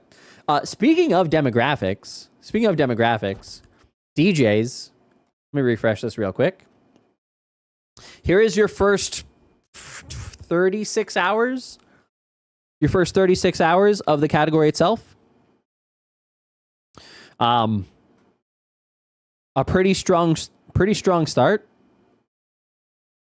566,000 hours watched. Actually, if we go 3 days.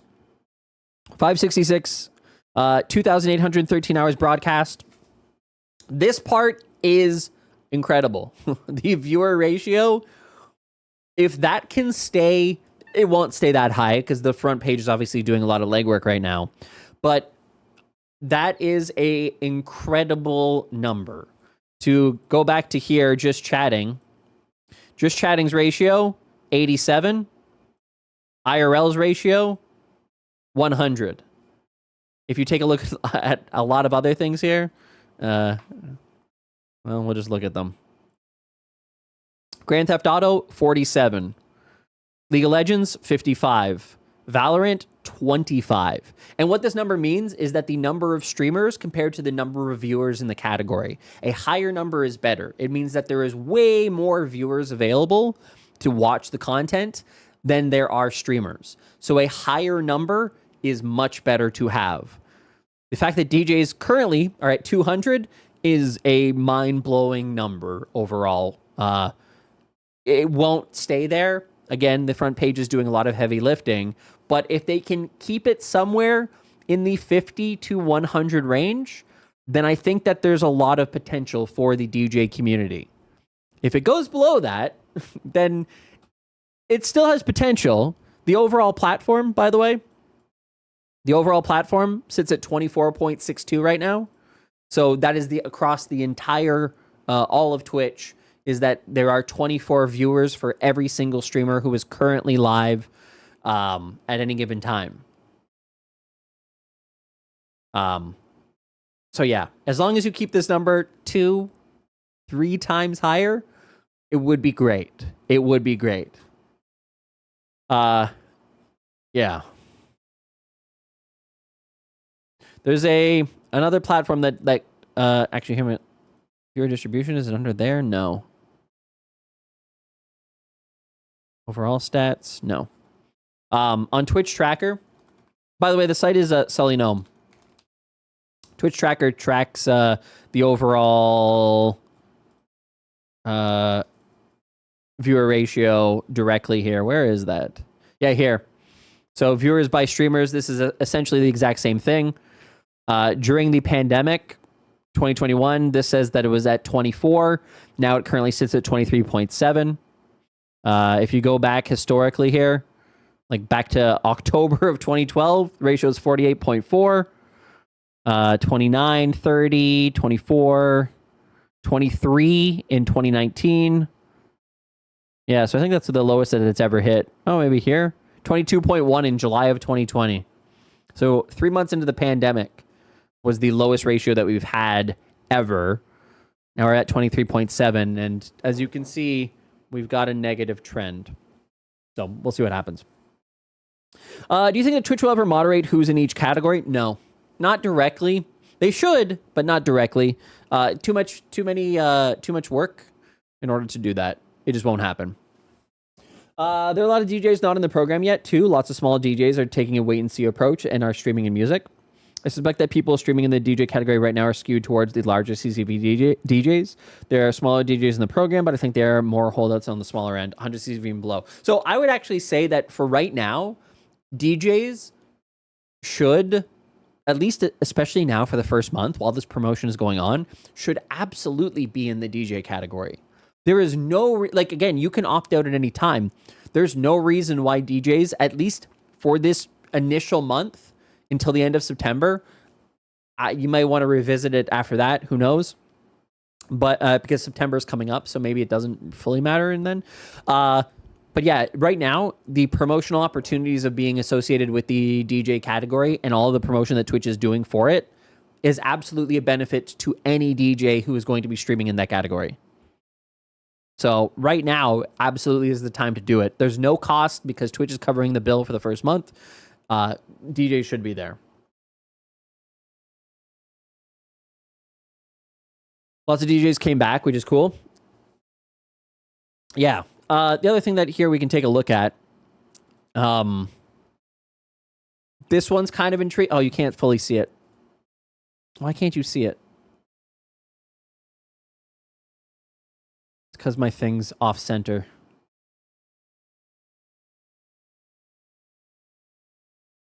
Problem with having a different size monitor. Right now, there's more DJs live than there has been yesterday. So that's kind of an interesting fact. We'll see how that kind of continues to play out. My assumption is that you're going to have, obviously, a big blast initially. It will probably find its way to a middle ground as people figure out whether or not it is the move, whether or not it is dramatically changing, whether or not the opportunity is there. So yeah, that will be an intriguing indicator on whether or not there is a hype cycle that just immediately ends or if it continues on.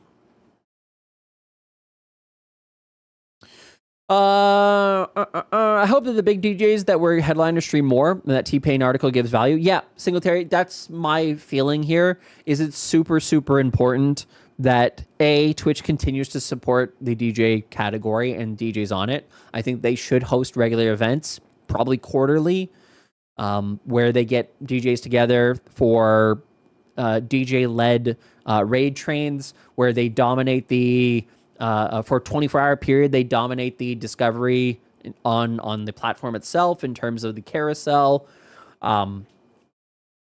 And I think that they should run direct promotions for those DJs to try to help them out. And by that, I mean, I talked about it briefly in our Discord. If you want to join the Discord, !Discord to join. But promotions directly that are like, hey, your first sub to a DJ stream is 25% off, or your first gifted sub to a DJ stream is 25% off.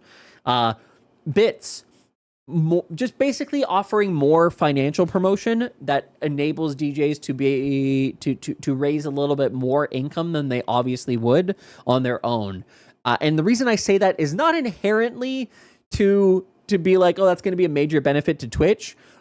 But it will be indirectly, because of course, obviously, a portion of this is going to go directly to the music industry, but it will be indirectly in that it keeps people spending on Twitch. As I just said before, when we start to figure out what these actual percentages are, there will be decisions that need to be made by people on whether they need to take their monetization off platform. And so Twitch can kind of counteract a little bit of that by offering up promotions that help buoy up DJs' overall incomes with bits promotions, with sub promotions, and so on. Will they do that? I don't know, but I would like to think that they should do that. If DJs do events, they often need to provide a PA, so a lot of DJs have big systems, like for higher events. Okay.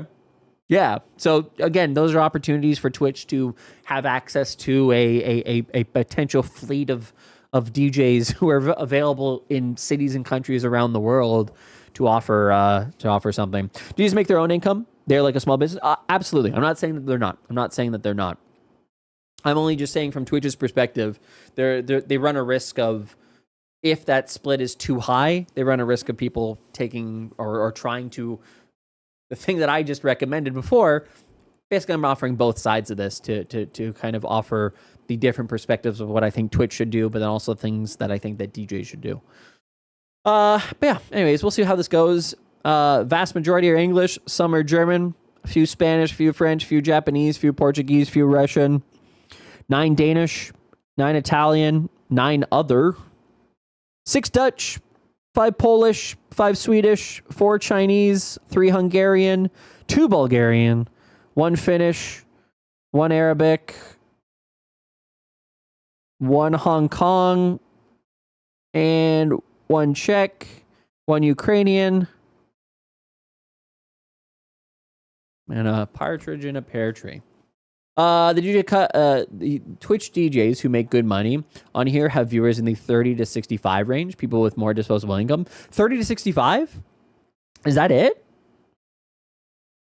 That's good. I mean, that seems low. That seems low. Like in terms of... Oh, got it. 30 to 65 age range. Okay, I was going to say, all right, now I understand. All right, now I get you. I was like, wait, that's pretty low. DJ should be treated like any other streamer, and hopefully the new stuff makes that closer to reality. I don't know if I agree, Fading. I don't know. Yes, but my opinion is that for Twitch to grow, you have to think about the bigger picture here. Yes, DJs can make their own money and they're small businesses, of course. I understand that element of it. Same with streamers. I say the same thing about streamers all the time. Streamers should take they should take a deeper look at their own finances and their own financial well-being and success, and do things that ultimately benefit them rather than waiting for and hoping for their business to succeed on Twitch and that the flow of subs and bits will be enough when they're paying out half of their revenue to the platform that they're streaming on. I agree with you. My feeling, though, for Twitch is that, or for the entire community, is that Twitch can inspire additional spending. They can inspire category success. And that then does benefit all creators in the sense of rising tides raises all ships. If a DJ category or an IRL category or a music category or a food and drink category are experiencing growth, that growth ultimately benefits everyone. It's not that you're just doing promotions for the sake of promotion. You're doing promotions for the sake of growing the platform. And the platform isn't growing. And Twitch has not done a very good job. And I know it's difficult. I'm not going to criticize them too much. It's very, very hard to promote a platform of content that is live to people who don't watch live content. But that does end up benefiting them in the long run if they are able to take the opportunities of trying to get people who do have outside audiences to then come to the platform. For example, Zed. Zed has streamed on Twitch in the past, but hadn't for many years. I was looking at his history. He had last streamed in October. So during the pandemic, he was doing well. He was front paged. When he wasn't, he had 600, 300, 500, which is perhaps a little bit of a punch in the gut when you're having 26, 22, 7,000. But there is an audience there, and you can kind of see that in the form of he's gaining these many followers and a whole bunch of different people were watching. It wasn't obviously this much. He was on the front page, but I hope he continues to stream. If he just does this one stream and he never streams again, that won't be to the benefit of Twitch. That won't be to the benefit of the DJ category. That won't be to the benefit of all creators on the platform. We need outside celebrities who are being placated as part of this to continue to stream here. They need them to do that. And it can't be, hey, we're going to pay Zed to stream. It has to be, oh, Zed wants to stream here. Hi, Violet. Twitch could capitalize on their talent and promote them. Of course, their parent company is a popular music streaming platform. You know the funny thing about that, Fading Drifter?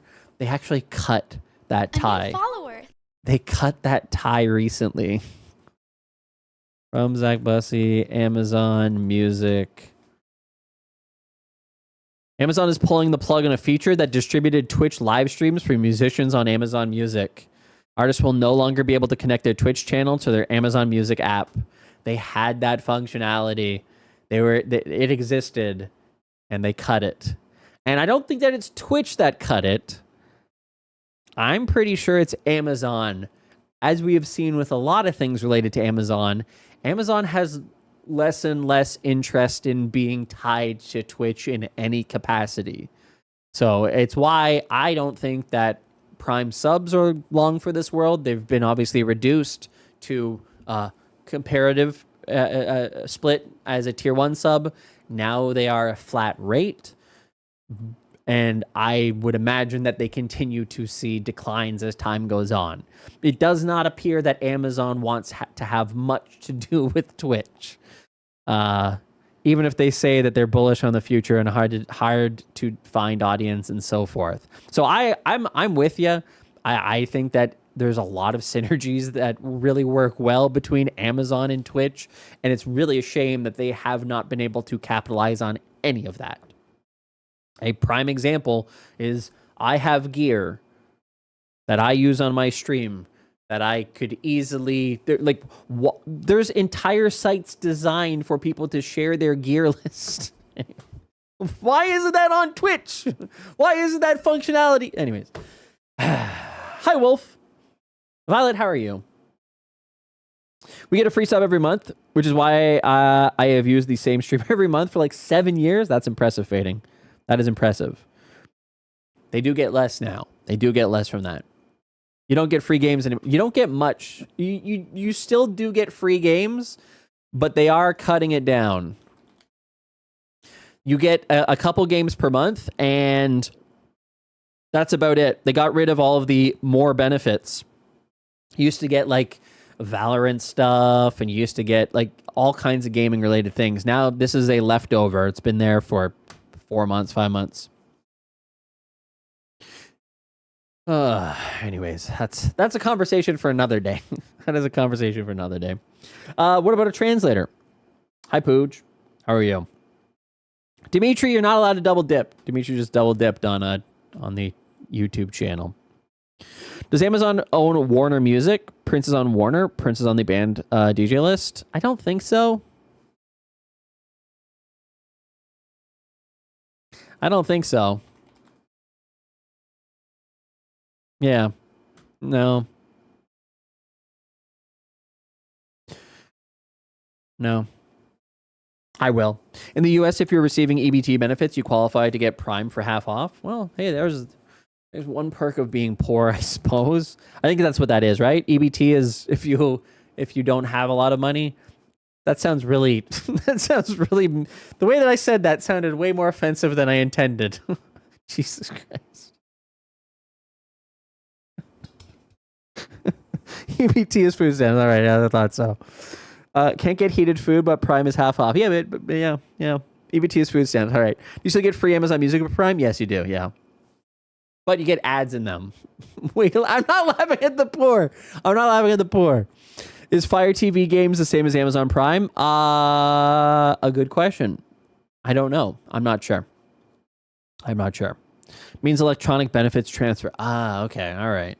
It's a interesting program. That is an interesting program overall. Interesting program. Anyways, let's read the rest of these comments. The reality is they pay many streamers far more than they are worth. I think we read this one. Maybe not. I don't want to read it, though. Forgot Twitch even existed. We read this one.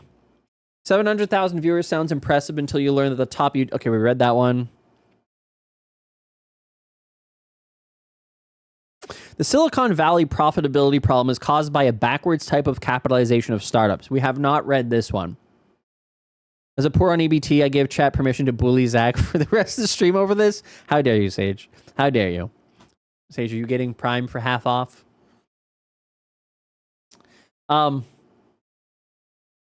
Microsoft and Apple started as garage businesses, squeezing every penny.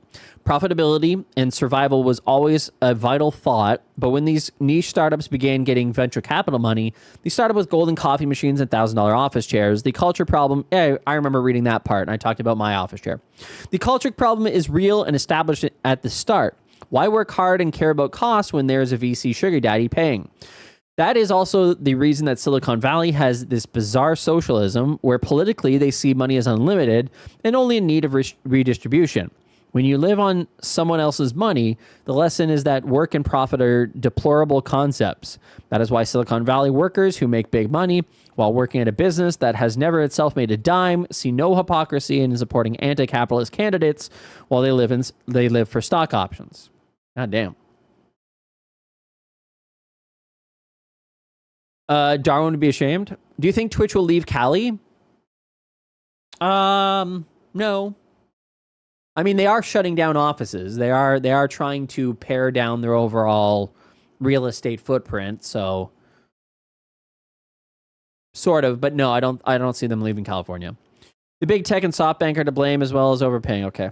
If I was running a manufacturing company, I would be fired. Amazon can make ridiculous business decisions. Pay for them with market dominance in e-commerce, cloud services, voice AI, audiobooks, and distribution. What sticks is what matters. I think they should leave California, move to Texas like Elon. Salty. Why?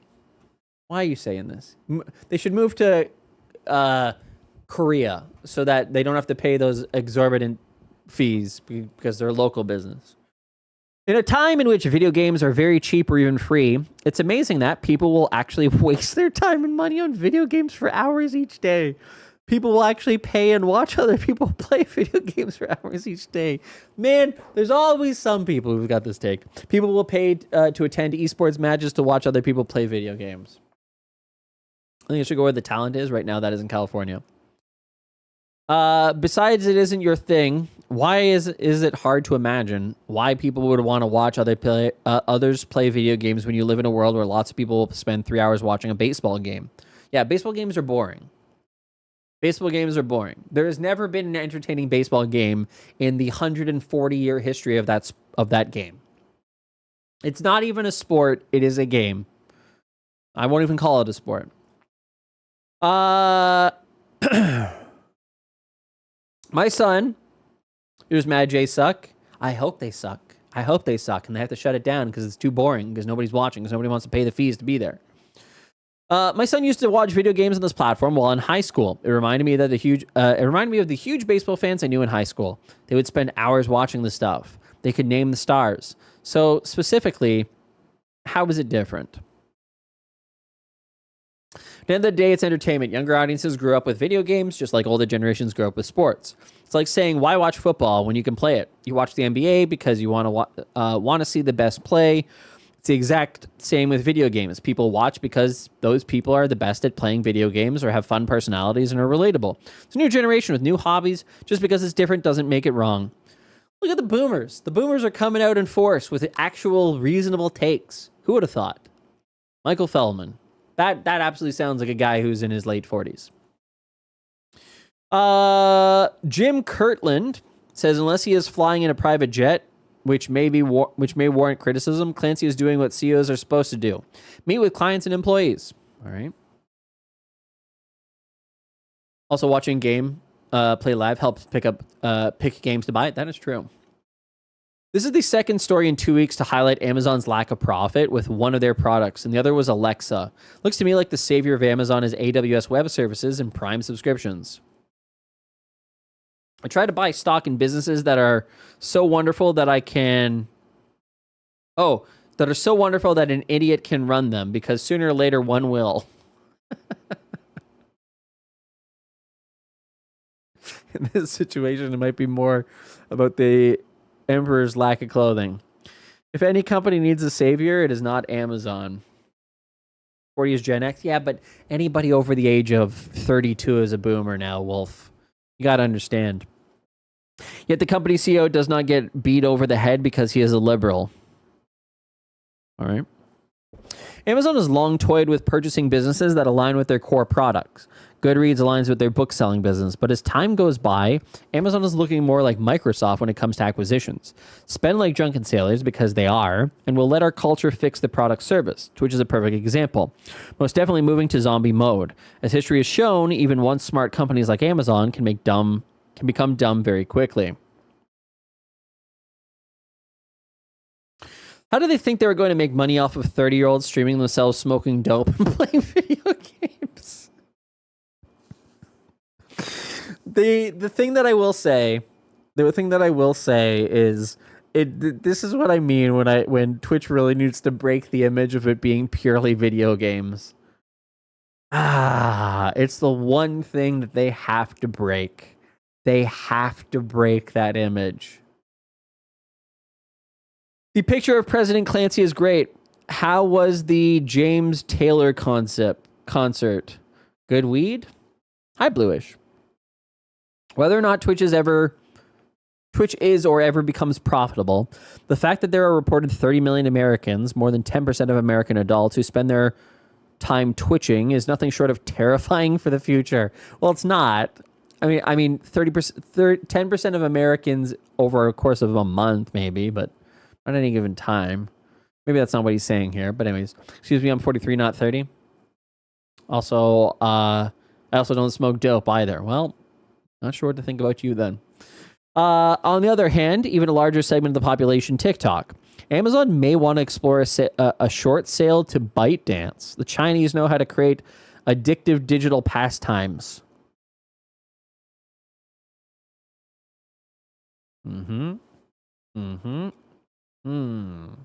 Why is it scary, Steve? I watch Twitch and it's no different than somebody spending all day watching football or the news. Maybe people binge a series or watch all day Sunday football and need to get a life too. It's a different type of entertainment. Tons of great tournaments with 50 to 100K viewers. Absolutely. Oh, what does this reply? The difference is the content. Current video games are based around nihilism, apocalypse, violence, and normalizing crimes. This man needs to watch some Stardew Valley. I'm sorry, Alan. I'm sorry you're having a tough time here. Video games desensitize the user. It's true. I was once terrified of growing my own food, but now I'm no longer, because of, again, Stardew Valley. It saves you, or space travel, or yeah. What does he think all video games are? Video games desensitize the user watcher to violence and antisocial behavior. Sports, even football or rugby, intrinsically teach cultural restraints and limits. There are behavioral rules.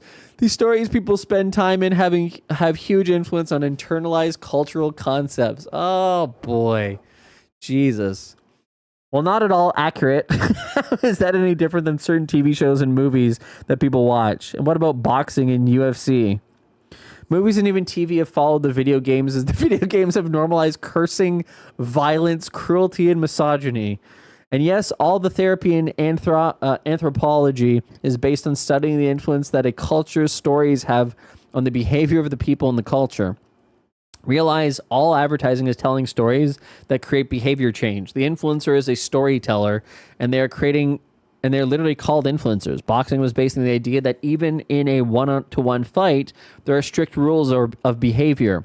UFC is a perfect example of the cultural degradation due to video games, as the strict formalism of boxing stopped being enough, and now extreme violence of UFC is like Mortal Kombat, the video game. How does he know about Mortal Kombat? How do you know about this? I think Alan Ray's played it. Isn't Stardew Valley a PO? What's a PO? Rugby fans are known for restraint. They have fatalities in UFC. They should if they don't. That's the next thing that they need to add. I need to see somebody pull out the spine of somebody else. That is the entertainment that I need. All right, well, I read the comments. Heck yeah. If you didn't watch Mortal Kombat stream, how would you know? Exactly. All right. Well, heck yeah. We got that done. And that makes me happy. At least we got through 1-2 sections today. Oh, I never changed that Mon. Oh, well. He spelled Mortal Kombat wrong, and that's true. Did I just whistle? He doesn't know about Mortal Kombat. Clearly, he misspelled from his iPhone. The only friend what is a PO? Great work, Zach. You're doing. Thank you, Secretary. Thank you. Do you think violence started with video games? Yeah, I people who. The reality is that look, I'm not going to deny that desensitization occurs when you see things that are extreme or whatever. And maybe it does have some kind of impact on society overall. But I really don't think that it's going to be the video gamers on Twitch that are the ones that we have to worry about when literal Nazis are marching in the streets in Florida and in other places around the United States. Are they playing video games? Nah, they read a book from the 30s and they're now all marching, goose-stepping down the streets with their face masks on, jumping out of U-Hauls and walking around. So I don't know that that's necessarily related to video games. I don't remember many games that glorify the Nazis, and yet that's still happening. So, and in all the movies, the Nazis always lose, so you can't even blame the movies for that. It's always the whole thing. In Extreme Metal, we are some of the nice folks around. What is Extreme Metal? My 8-year-old nephew plays Rainbow Six Siege all day, and you think Twitch is where they're learning it? Yucky topic, America's not great anymore. We're clearly in decline. I'm just saying, I mean, the reality is like there's a lot of places where bad things can happen and people can go off the rails into negative territory, right? Lots of places. I don't think that we're going to solve that in the comments section of the Wall Street Journal, unfortunately. And I don't think that any amount of blaming video games for it is going to actually be the solution to that either. Anyways, let's listen to marketing. Let's listen to how Twitch is positioning themselves for the future of the world. How are they going to impact the youth? I radicalized myself in the Zach Bussey Twitch chat. Yes, this is the most radical stream on Twitch. It will cause you to radicalize in ways that you didn't even think that you could, such as purchasing freeze-dried food and understanding the yen carry trade or economics and inflation and how it relates to streamers and their overall business. You will soon also care about federal funding rates because if you watch this stream long enough. Okay, I have to search here for what is her name? Monica? Rachel Delphine. Twitch definitely brings in the youth. Podcasts. Rachel Delphine. We're screwed, people. I mean, do you understand that? Exactly. Can't confirm I was nice before I came here. Now I'm a walking butthole. I would go for some freeze-dried food right now. Hi, Amira. Amira, how are you doing? Nice to see you. How have you been? Freeze-dried food is great. Freeze-dried berries? Or no, never mind. Hold on. Let me give you the fast... I'm going to ruin your future. I'm ruining all of your futures, and you're never going to question me on a freeze-dried meal of chili mac or whatever. Freeze-dried candy will convince you that freeze-dried food is the greatest thing in the world. You can get everything freeze-dried. They puff up into like these big crunchy things. Worm puffs, peach rings. What else you got here for me? Chocolatey fluff. If you get some, again, it's expensive because it takes out all the moisture. There's a long process for it in order to actually make, to do it right. But you will love it. Skittles especially. If you can find some freeze-dried Skittles, You're going to love it. You're going to be like, yep, I'm in the freeze-dried world now, and now I need to go out and purchase myself a $3,500 freeze dryer, home freeze dryer from Harvest Right, so that I can make my own at home. I grew up with the astronaut ice cream and dipping dots. Yeah, exactly. Freeze-dried ice cream, incredible. Good to see you following young people. Why would you freeze-dry Skittles? Because they're so good. It's so good. Freeze-dried saltwater taffy, freeze-dried marshmallows. Oh, man. Pina colada, saltwater taffy. I guess they're doing a big thing with that right now. Let's look at some of the other ones here. Crunchers, peach rings, watermelon gummies. That's what they look like before and after. Peach rings, blue raspberry rings, lemon bombs, saltwater taffy. Oh, look at those things. Airheads. You can get a cream pie whatever. I'm going to stop that one. I don't know. I don't know what that is. I don't know what that is. Hey, maybe skip that one. Maybe skip that one. I don't know. I don't know if you should trust that one. I saw them at the local grocery store today, but I didn't buy them. The gummy worms were giant. Scintilla, please buy one. Please buy one. No, I just stopped it because I knew that I was going to get...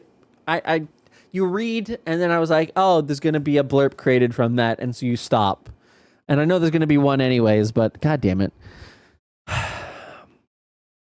Taffy tongues, chocolate crunch, crunch bar. Thighs and a tiny waist. God damn.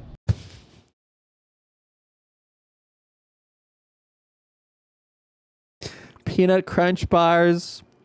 That looks like what it looks like to get a Skittle. Keep in mind, Skittle is chewy, right? It's because I'm a variety streamer. My pronouns are she, her, and Zach Bussey is a piece of shit. there's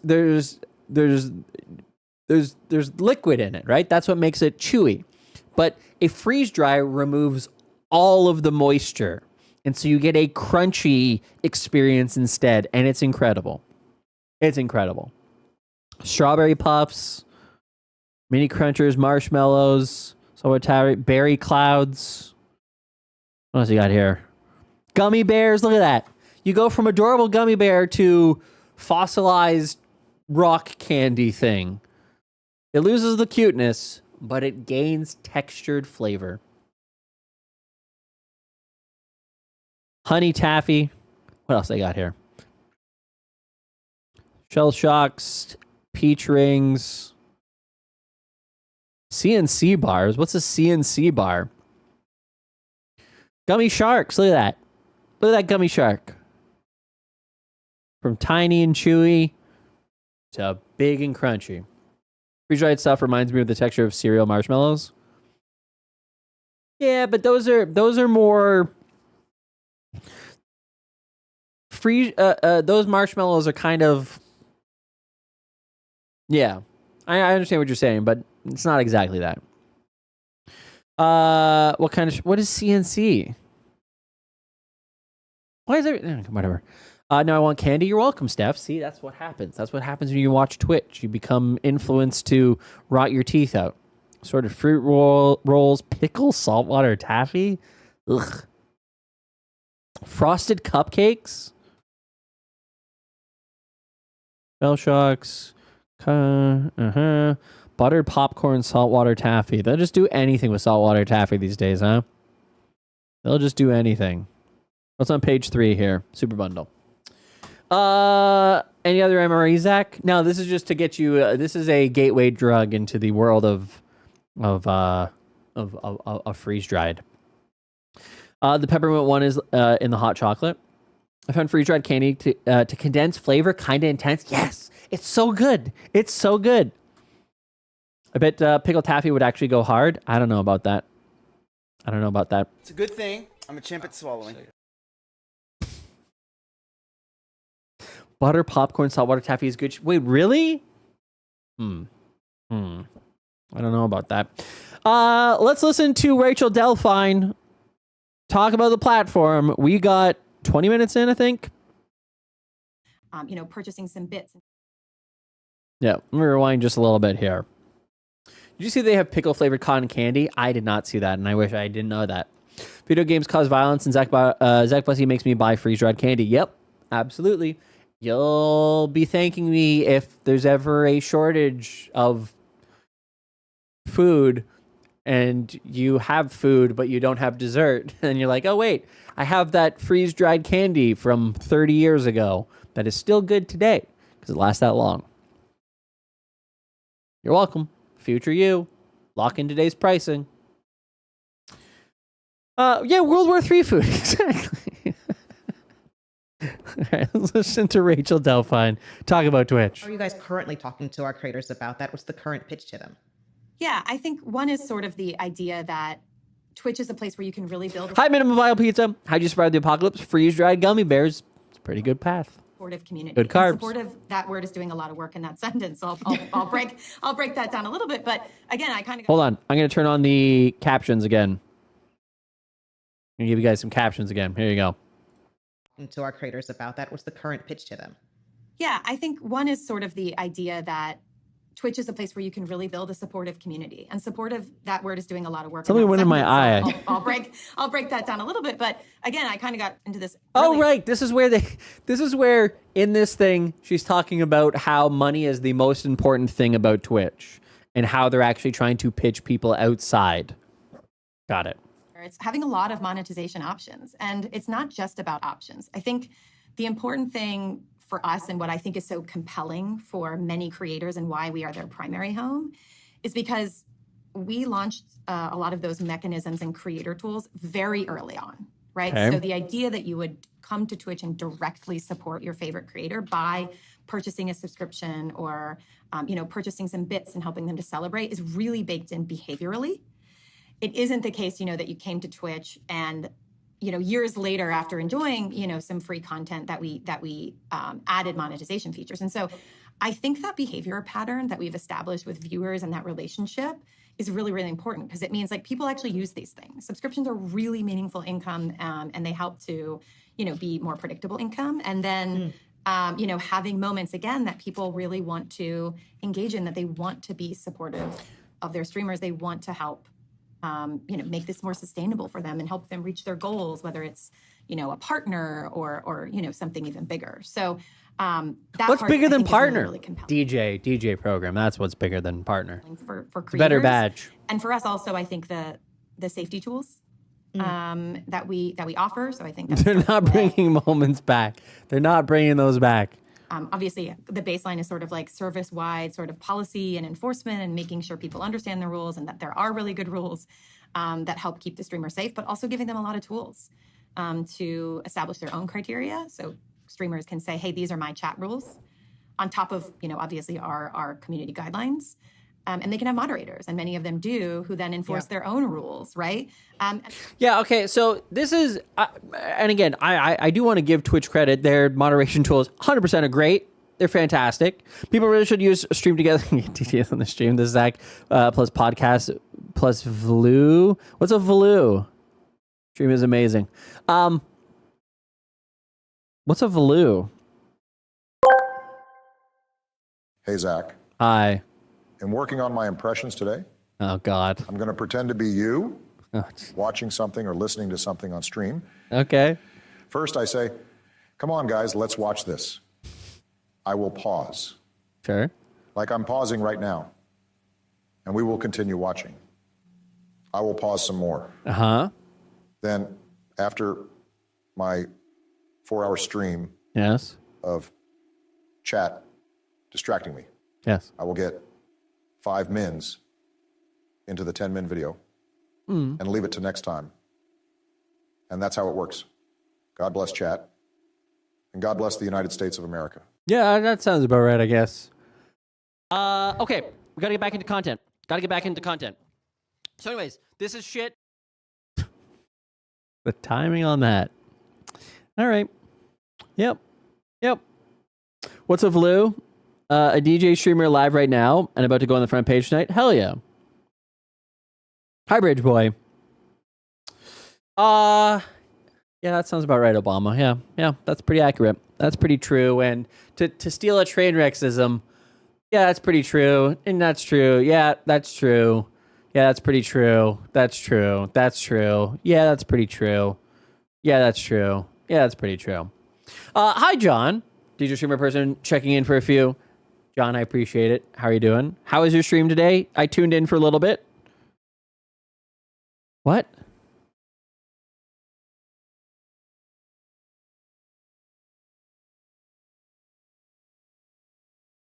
Oh my God, that scared the fuck out of me.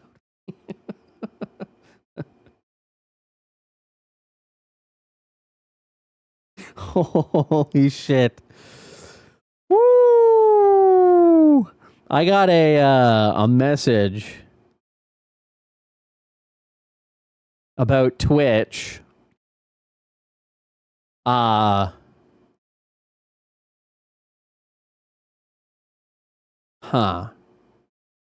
Interesting. I thought, okay, so I thought that they had made an announcement. The way that this is titled, I thought that Twitch had made an announcement that I've been sort of waiting for them to make, but I didn't think that they're going to be making it for another number of months related to Twitch Turbo. But it's not that. It's not that. It's something else by somebody who's pitching me on a story related to something related to Twitch Turbo. Oh God. All right. Had my first proper front page stream. I played 8 hours, longest DJ set I've ever done. Was it enjoyable? Did you have a good time doing it?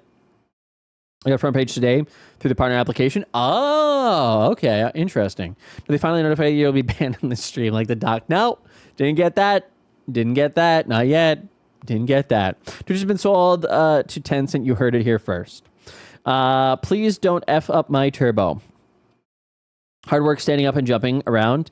By the way, you have some really incredible setups. I'll be honest, John, I have not watched you in the past, but I was like, I'm going to check them out. You have some really incredible like overlays and sets and like all of the assets and just a visually interesting experience to have watched. And the way that you've integrated yourself in terms of having yourself in like in narrow sections of it, and it's just kind of cool. It was kind of cool. So pretty good. If Twitch got sold to Tencent, at least we'd have Discovery here. Oh, dear God. All right. Let's continue on with this one. A lot of work has gone into what I do, for sure, John. It definitely comes across as something that you are passionate about and have spent time on to build out. So it was pretty cool. It was pretty cool. Then we have things like shield mode, which can help you like lock down your channel. Okay, that's what I was going to say. The question was, what is your pitch to creators? Was it not? Like in terms of people who are not on the platform, what is your pitch to creators? And while I'm not discounting Twitch's safety tooling, it is the best in the industry as it relates to live content and quite frankly, any kind of content. I don't know of any other place that offers the kind of customizable safety solutions that Twitch has. Again, they have to because their service is ultimately so different than everywhere else. But I don't know that that's inherently something that people are going to be like, oh yeah, that's the reason why I'm going to start streaming there. I don't know. If they up turbo a bit to cover the DJ program, I'd be down. Oh, that won't happen. I'll tell you that right now. You have the user voice for DJ catalog? DJ and audio rigs always get crazy? Yeah. If something, bad happens, if people come in who are really have bad intentions and are trying to like ruin your day. Yeah, so this is what I mean. Don't bring that up. You just don't need to bring that up. You don't need to put the idea out there. You can just say we have great safety toolings that keep all of our creators safe so that they don't have problems when they're streaming, or they have moderators that handle anything. You don't need to bring up, I don't think you need to directly say it. But anyways, it is what it is. Just me being critiquing of marketing messaging. Again, the audience here is, for DigiDay, it is other marketers, so it's not really that it matters that much. But, yeah. They should add a DJ tier to Turbo that allows you to ask for songs in chat and listen to the streams in audio only mode with the app in the background. Sounds interesting. Wait, if you're on the DJ program, can't you disable your ads? No. Well, so no, not really, Wolf. If you want to make money, then no. But you're still an affiliate or a partner. Unless you have a channel that is non-monetized, in which case, yeah, you would have no ads anyways. Then we've got some tools to help them. So I think that part is really appealing to people, particularly those, right, who find themselves to be the sort of like targeted, more frequently on the internet. The fact that we have those rules, that we enforce them, we have lots of tools to help them stay safe. It means a lot. Yeah. For our listeners, I'd love for you to kind of just run through quickly what are some of the monetization opportunities, that you guys have. Subscriptions, obviously the bits, but talk to me about some of the other ways that creators can make money. I wonder if you add more dots, you can get me to sound more like James T. Kirk from the amazing Star T-Tech franchise.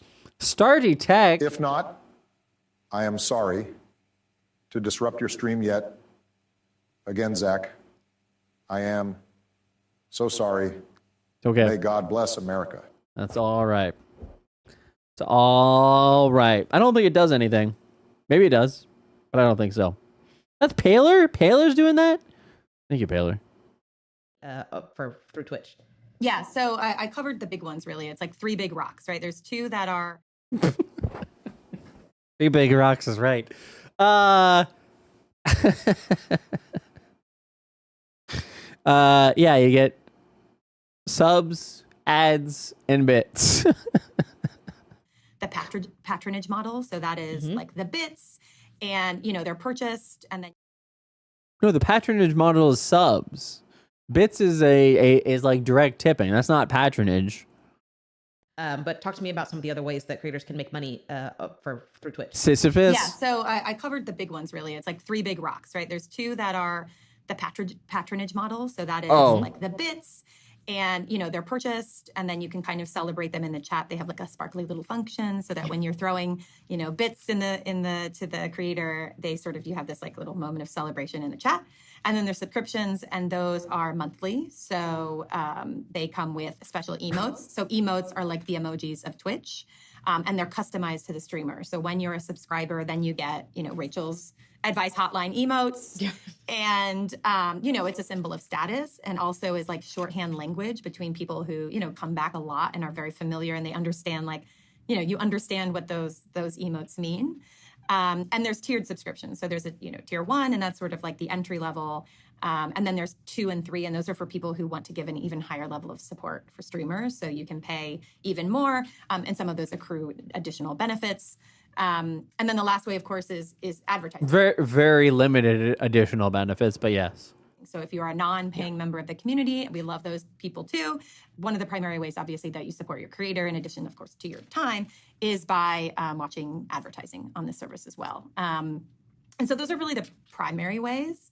And then we have sort of programs and mechanisms that we try to help drive more of that behavior. So we have an annual tradition. It's called September.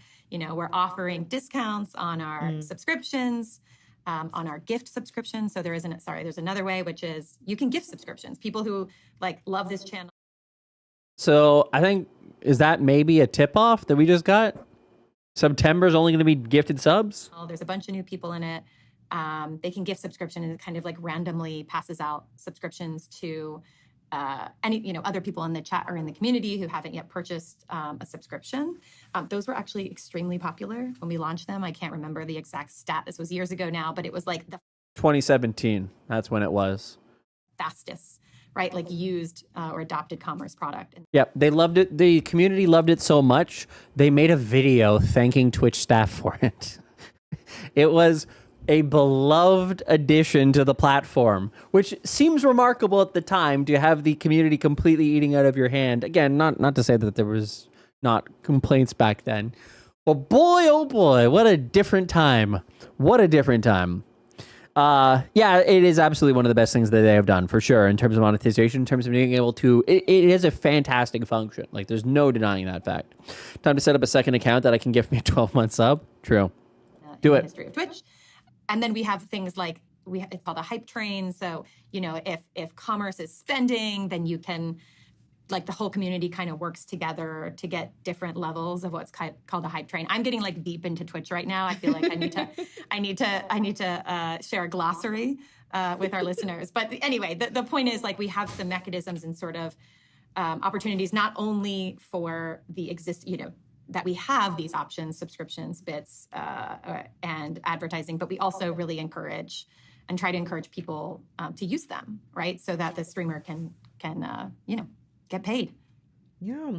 The last thing on the creator front that I want to ask is how, for the last couple of years, just with given the breakneck speed that the creator economy and influencer marketing is growing, every platform is clamoring. Well, hold on, ma'am. We're going to have to add a little bit of context to that. Sure, the overall industry of influencer marketing may be growing. Unfortunately, that may not be directly applicable to Twitch. Not to say that the future of it isn't bright, or that on a per user basis that Twitch, even in this decline era, doesn't ultimately result in more money going to creators than it would anywhere else. But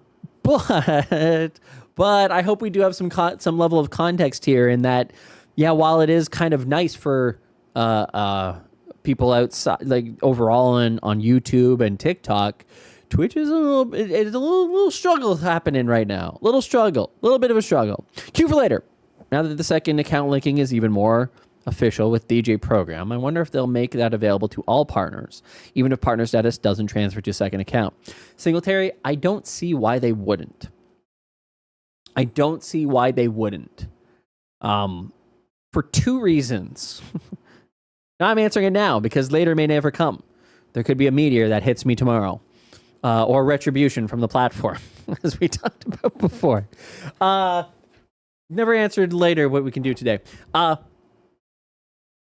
There's two reasons why they would obviously want to do that. One, it's no downside to them. There's no significant... When I first became a Twitch affiliate, they didn't even have the affiliate program. This platform is already kind of at its peak. I don't think there's anything that they can do to make this platform any better. Ads are great, and if you think that you have a better implementation than ads that are currently existing, I think you should be working for Tesla because you're on Mars or something. The ads are perfect. When I get the opportunity to vote, I'll be voting no on making any changes to make this platform better. Vote no for the union? I will vote no. It's not needed. Vote no. And that's how the second option works, and how all those channels end up making easily 50,000. All right, back to this video. Back to the podcast. For creator attention to keep them engaged on their platform. So how do you guys maintain that? Thank you for voting nay. Yeah, I think it's a great question. The thing that we often hear from streamers, and look, some streamers leave, some streamers have stayed, is that the thing that is very, very unique for us, and a reason, I think a compelling reason for creators to stay, is that they built this community, kind of brick by brick. What a weird way to answer this. Again, I'm being overly critical, and I'm listening to word for word, but this is a question about what is Twitch's competitive advantage, and she's saying, well, some creators leave, and some stay. I just don't understand the context here. Can get paid. Yeah. The last thing on the creator front that I want to ask is how, for the last couple of years, just with given the breakneck speed that the creator economy and influencer marketing is growing, every platform is clamoring for creator attention to keep them engaged on their platform. So how do you guys maintain that competitive edge? Right. How do you maintain that competitive edge? So, that's where you should be, or at least my answer would be, well, our content creators create deeply engaging content that connects with their communities. So unlike a platform like TikTok or YouTube Shorts, which is encouraging you to look at the next thing, it is designed for you to scroll so that you never really make any kind of connection with the content or the creator that you're watching, which is something that Dan Clancy gets right. On Twitch, that's not the case. People find content they like. They sit down when they know when it's live. They know the creator's name. They know the creator's backstory. They know where they left off in the previous stream. And they sit down and they tune in for long duration sessions. They're there for a long period of time. They're not being pulled into the next video, into the next break, into the next thing, into the next that, into 6 consoles. They're not doing that. They're there. They're active. They may be lurking. They may be doing other things, but they're not. Their attention isn't going anywhere. It is staying specifically with that creator through annoying ads, through whatever's happening on stream, through the creator taking a break, through other people going live. Those things are happening on Twitch. They are not happening on YouTube. They're not happening on TikTok. They're not happening on Instagram. They're not happening on Twitter. All those places are designed to get you into the next thing, to farm your engagement, to farm your anger, to farm your frustration, to make you mad, to make you feel something. Twitch doesn't do that.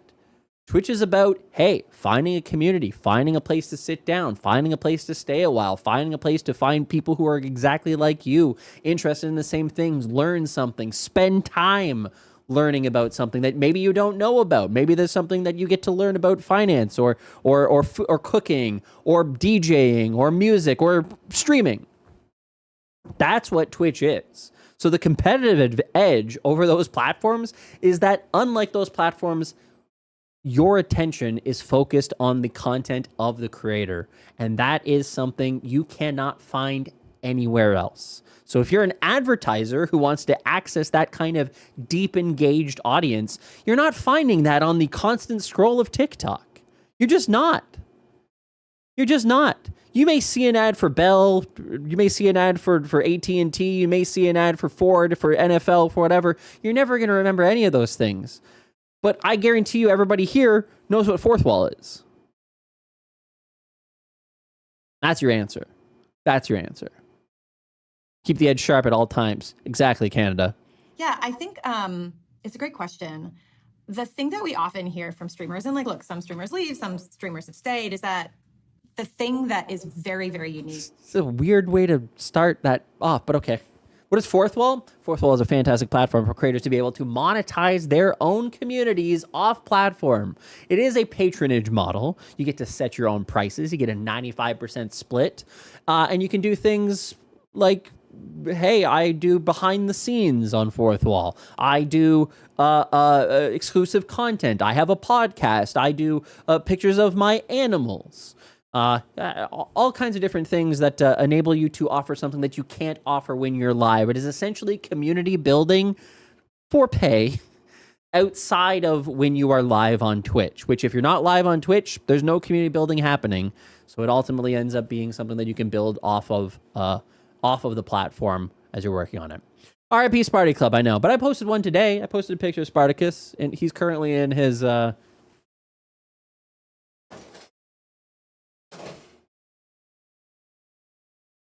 What's going on with the light? Oh, it's because it's keying out. But he's currently in his garbage days. He loves being in a pile of paper.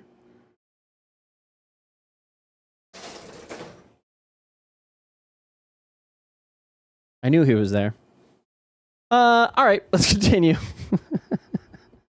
Let's continue. For us, and a reason, I think a compelling reason for creators to stay is that they built this community, kind of brick by brick. Okay. And they have support from that community. And the quality of those interactions is of really high value. And the fact that they have a place where they can go and people support them and they know them and they like them, whoever they are, is really, really meaningful and highly valuable. All that being said, most of our creators, many of them, also are on other services. Don't say that. Don't say that. I mean, they can be, but provides, another way to kind of extend their reach and bring new people to their channel. Okay.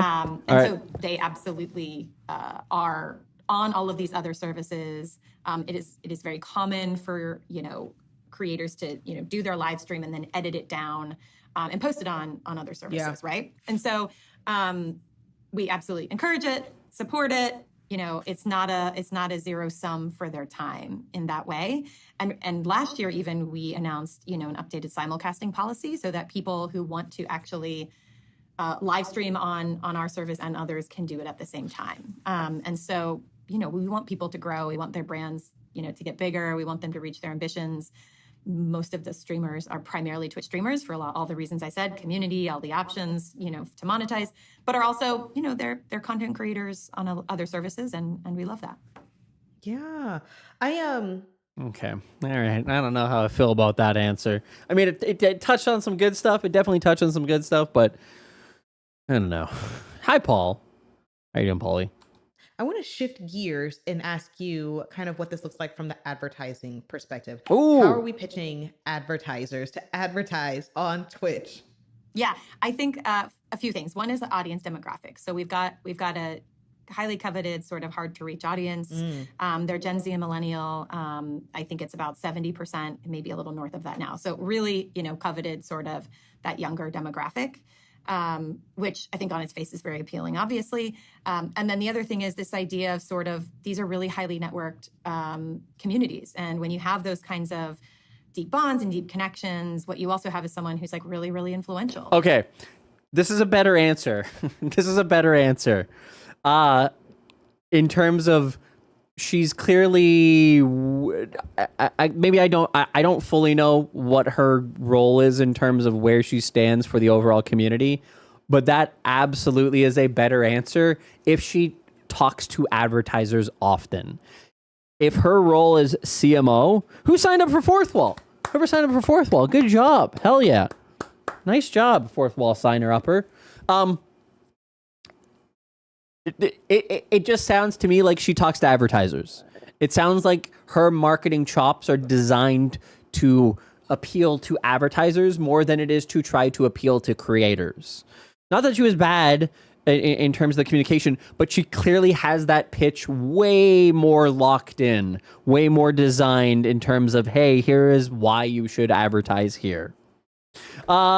Shifting gears as we get to Gen Z. What about Gen Alpha? Well, we don't know about them yet. We're gonna find out when as Temu TikTok starts to play out. We'll see if we get those Gen Alpha.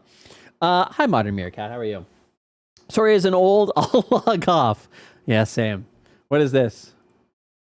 It's been a while since I've had friends close enough to have feelings like that and stuff like that, but I definitely feel it a lot with like my mods. Aquarium all the time, obviously. Just like, I'll know if somebody will like something, right? Like that's friendship. That's fucking friendship. That's being a normal human experience that everybody has, almost everyone has. It's just been a while for me, okay? And now I'm like, do you all ever like people? We should normalize liking people. Oh my god. Don't you think having friends should be normal? Makes a point. You makes a point. Liking people sounds like work. It does kind of sound like work. Twitch should do more advertisers. I keep getting the same 3 ads. Clearly shows their reach isn't big enough. Yeah, so Paler, that is a big problem with Twitch, is that they do not have the fill rate in order to expand the overall amount of people who are accessing or who are buying ads to fill up those rates. Congrats, new premium Bussey Buncher. So no. Somebody set up their own Fourth Wall. They've joined Fourth Wall to set up their own merch or membership store. Not that they've joined a Bussey Buncher. They're going to set up their own. So they're taking control of their financial future and setting something out for themselves, which I'm excited about. Let's continue. Right, over that community. So when they are sharing a product or an experience or whatever. I don't get paid by the referrals. I don't. Instead, it's just a marker of overall keeping track of like I get a flat rate regardless. So, bunching the Bussies. Yeah, exactly. Stream Elements migrated. Yeah, they did. Stream Elements did just move over to Fourth Wall merch, shutting down their own merch offering because they recognized how great Fourth Wall merch actually is. I got an idea for Twitch. A new follower. Blank space at the app homepage because the content is landscape filled with parents. I was with you in the first half pack gamer. I'm just like, yeah, it's not a bad idea. And then as you continued on and you ended it there strong, how dare you? How dare you? I set on the labels for my stream, so I wonder what ads would actually show up if I turn them on. Imagine not wanting performance bonuses. in this case, it wasn't one of our KPIs for the year anyways. We'll see about next year's. You don't get paid by referrals. I should stop sending people. I should send people my referral instead for sample credit. I don't get paid, no, but I do get credit for the sign up is what it comes down to. And that does help. Great merch is an oxymoron. What do you mean, Grizzly B? Grizzly B, I disagree. I mean, there's a lot of merch that's not great in terms of like design work, or it's kind of lazy. It doesn't feel like it's something that you would wear around. But I get gold stars, yeah. And I get kisses on my forehead from the CEO.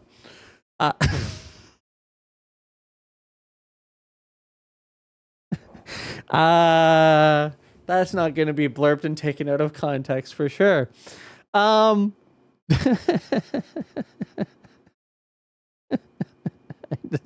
I should just slow down. I should just slow down. It can't be great merch, it's just rare. Yeah, the overall quality of Fourth Wall's merch is very high in terms of what they offer. So, yeah. And I am working on some new stuff. I want to do something a little different, and I'm trying to figure out exactly how that'll work. So, we'll see how that all goes. Took! Yeah, Took. With what comes out of Zach's mouth sober, I'm curious what he'd say drunk. Maybe it carries a lot of weight, and it's really influential to use the term influencer. It's really influential over people's perceptions and their behaviors, and so that part I think is really, really appealing to brands. And then also TOS.GG MREs, that would be fun. I'm not gonna lie, that would be fun. But I'd have to do I'd have to ship from here, and oh man, it would be a whole other thing. Speaking of ads, the whole time that this interview has been running, my ad is for a paper shredder. Well, some people need paper shredding. A lot of people have a lot of paper. Life straws are no good. I agree. Life straws are terrible. You want to go with the Berkey system, or not Berkey? Oh man, why am I forgetting the name now? How dare I? Advertising generally, because it goes directly. Yeah, but today on stream, but that stream is a river that you're going to have to drink from because the water grid is down, because the water system is down or polluted or has been poisoned by an enemy that has put E. coli in all of our water sources. And how are you going to survive that? TOS.GG. Our water filtration straw system will actually, you go up to that stream, just like on Twitch, you go up to that stream, you can drink directly from it. No, don't do that. Someone needs to make you an MRE simulator game. To, the streamer, right? A portion of it goes directly to the streamer. People want their streamers to get paid, right? So yeah. I think they really celebrate when they've got a brand deal or when they, have some kind of sponsorship or anything like that. So it's just. What? I mean, yes, she's not wrong, but that's not what Twitch offers with ads. Maybe they will offer it, and I do think that Twitch is trying really hard to get more people interested in their sponsorship offering. But it's a funny reaction. That's a funny reaction. A really supportive kind of place. And they welcome it because they want their streamer to do well and get the bag and all that. So it happens to be a really hospitable place for advertisers and to do some cool stuff. Yeah.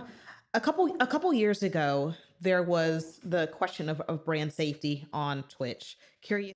Okay, here we go. All right.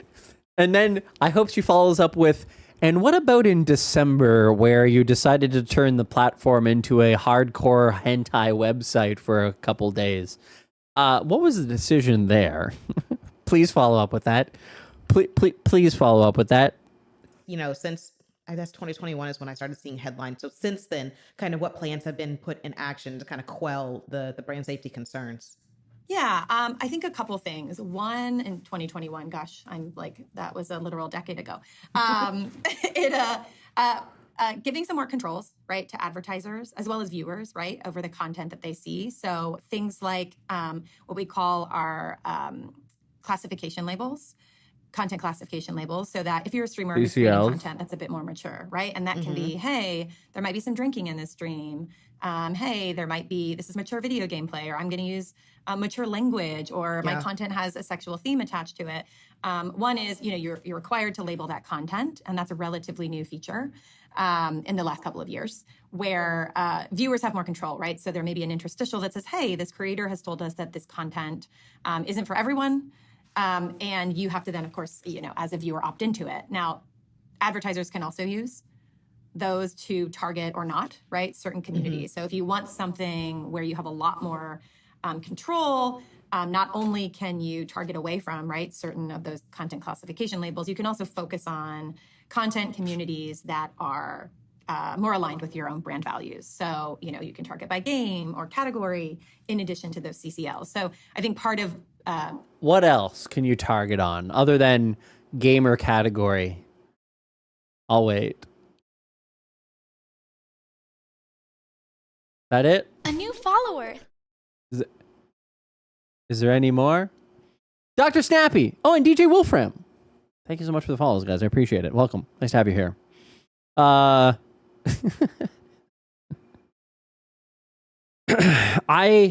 This is going to be a hot take. Maybe it's not a hot take. I really think that Twitch should lean into the idea. Hold on. My phone's ringing.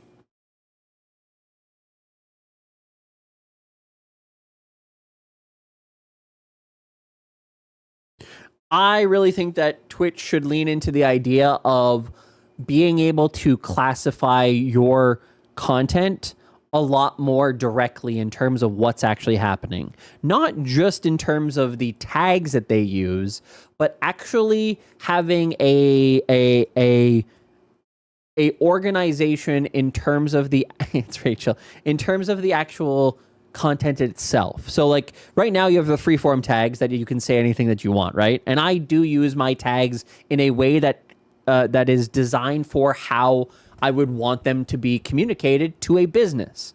Because I think that the ads on this stream should be business centric. They should be finance driven. They should be things related to potentially streamers, and they shouldn't be video games. Not like my community itself is probably, and same with like Stock Guy and some other people who do content that is not necessarily in the vein of for young people, should have should have ads that match the content. And you should take the cues from streamers on what their content actually is. And I think that would be better for the viewer as well. Hello, streamers. This is Tom Clancy, the CEO of Twitch. I interrupt the content you were watching today to bring you some exciting news. Today, I'm introducing a brand new feature coming to Twitch called Tom Clancy's Guest Star. You and a squad of 5 other streamers will jump into an intense action-oriented vocal arena where only one will escape without being banned from Twitch. Now I need you to do 2 things. First, squad up and jump in to Tom Clancy's Guest Star. Second, go subscribe on tos.gg for just $5 a month. Thanks, and good luck, streamers. Imagine having actual ad targeting. Yeah. How old is Tom Clancy's Guest Star now? 2.5 years at this point. Or advertising join the army to a bunch of leftists. Yeah. $5. I think everyone is on your stream is hangry and could use the stinkers. Yeah. So it's the kind of thing of Twitch's over, like, this is what I say all the time in terms of Twitch, is that Twitch has kind of approached this in an antagonistic way where they haven't given creators control over what ads appear on their stream, over the ads and how they run them, so that you don't get if you run a manual ad, you only get 30% instead of 55%. Whereas Twitch's strength, and I wish they would recognize this, is in their community. The best salespeople that you have to communicate anything about this platform is literally the creators on it. And so if you are Hassan Abi, you probably don't want a military ad. And I understand that for Twitch, they would be like, well, but we don't have enough ads. We want to show that military ad on all the best channels and such. Yeah, I understand. But that's a bad experience for the people watching. You're going to have a whole bunch of very left-leaning people seeing an ad for the military. You think the military is actually going to get value from that ad having been placed on them? No shot. No shot. That's a waste of money for the advertiser. And so those people are not clicking through on the ad, which results in a low click-through rate, which means the advertiser then goes, oh yeah, we only got a 1.3% click-through rate on our ad when the industry standard is 2% or 3% or whatever it is on different platforms. Like, the reality is that this platform doesn't operate unless you trust your creators, and Twitch has consistently shown that they don't trust us. And that's such a problem. And I understand that there's a risk in doing so. I get that. I understand. But having systems that are designed for creators to ultimately be able to choose the tags on their stream and understand, so you can better figure out what the content is, what the estimate, like, the estimated age range of your audience. If you're Kai Cenat, you would put younger. If you're me, I'm going to say that my audience is probably between 22 and 35, 40. Like, having that kind of self-directed targeting, if Twitch can't do it, allow it to be just, again, it's not going to be perfect. It's not going to match up with Google and all these other platforms that have way more data, Facebook, whatever. But having something is so much better than just putting a gambling ad on a person who is talking about how they quit gambling and how gambling is bad and they were addicted to it and they lost their husband or wife or whatever and their home because they were so addicted, and then gambling ad hits. It's like, maybe we should figure this one out a little bit better. Maybe there's a way that we can kind of work together as platform and creator to actually make this overall better for everybody. But I'm again, my optimism and I get gold stars, yeah, and I get kisses on my forehead from the CEO. Just wait until you see me with my shirt off, showing off my boobs.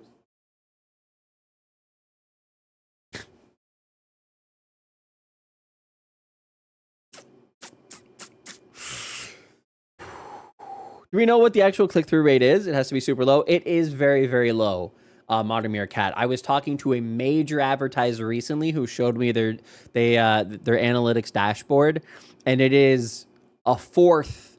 Like, it's low. It's low. It's very, very low. And I'm like, wow. And like, that's your overall click-through rate. And it was like on a $1.5 million campaign that they did over the course of a period of time. And yeah, it was like we tried different ads and still the click-through rate was low. And like, and again, you're talking about live video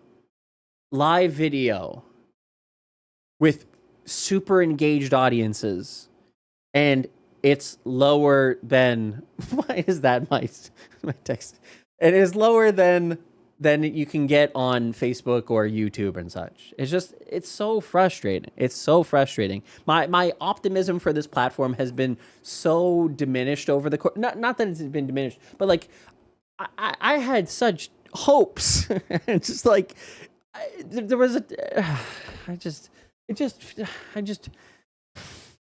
they should just trust the creators. They should just work with the creators. Stop working against them. Stop trying, as a company, stop trying to swim upstream when your creators are all going this way and you're trying to go this way. It's so much easier to work together rather than work against. I do get very frustrated how often Twitch takes decision power from creators. Yeah.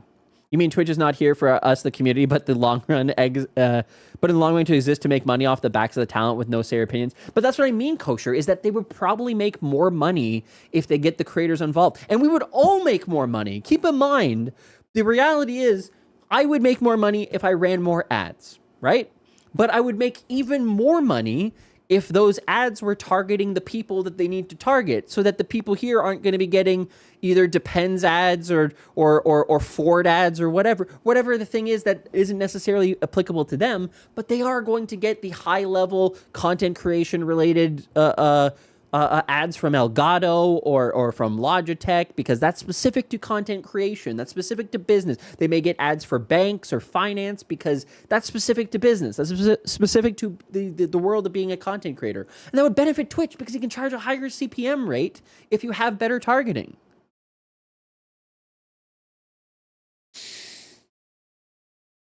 I'm addicted to hype trains. How dare you? I gotta get this off my screen. Do you think relevant brands don't see the value in advertising on Twitch over their I wish over there other was channels? a time of year where Twitch could get all the community together in one space and have live chats where they could hear out opinions and chat with us face to face, like a convention or something. Yeah, but you know. Do you think that relevant brands don't see the value in advertising on Twitch over their other channels? Yes. So again, I've talked to a number of people who have advertised on Twitch over the years because I've always tried to get a sense for I wanted to understand the back end of it. I wanted to understand how they actually functioned. And the reality is that a lot of advertisers don't get the results that they actually want, so they don't come back. And that makes it hard because if you have somebody who has a positive, or you have a brand that has a positive experience in advertising on Twitch, then they're going to spend more money. But if they get the results back and they go, yeah, okay, we got this many clicks and this many and blah, blah, blah, blah. But it's lower than what they would get on YouTube or on Facebook or on TV or whatever, then they're probably going to be like, yeah, it's too experimental. We didn't get exactly the right answer that or hope that we wanted, or the outcome that we wanted. Like that's just, it's a business decision.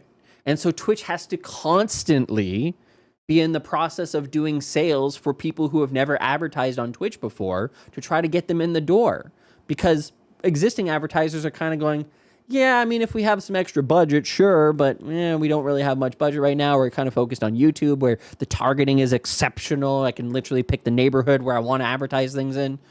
They don't have that. They don't have that on Twitch. And so and again, having creators self-define their content isn't inherently going to do that either. It's not going to fix those gaps, but it certainly will help. It certainly will help. And again, that's not me speaking because I'm not an advertiser, but that's the gist that I get from advertisers who no longer advertise on Twitch. Like, as an example, maybe I'll just show you. As an example, where is that? Yeah, here. No, that's not that.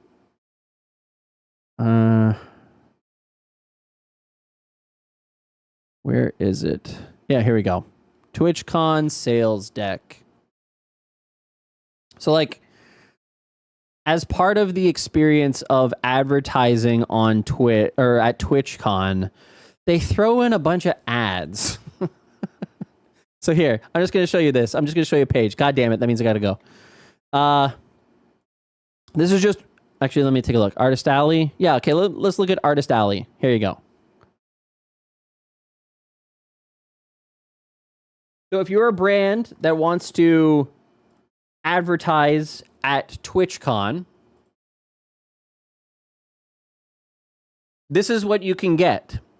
TwitchCon NA, you're going to have a exhibitor booth, exhibitor badges, a logo inclusion at the booth area, logo inclusion with sponsor, appreciation signage through the venue, 10 signs minimum, shared with the sponsor, shared with other sponsors, inclusion within the sponsor exhibit, Twitch blog post, general sponsorship, experiential feedback will be provided within sponsor wrap report, one sponsored post with brand tagging on backpack streamers' social channels, website, sponsor logo on the TwitchCon website.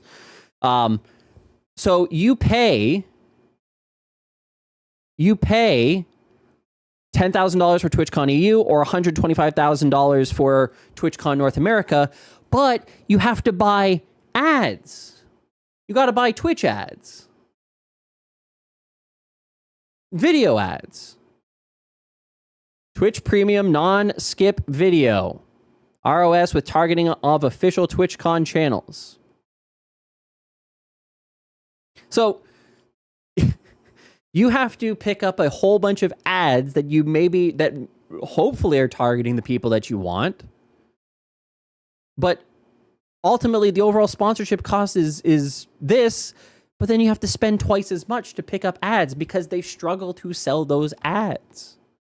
And it's like, well, and that, again, this is just the Artist Alley. This is just an Artist Alley. Like, they do it for everything. Every single thing is monetized at TwitchCon.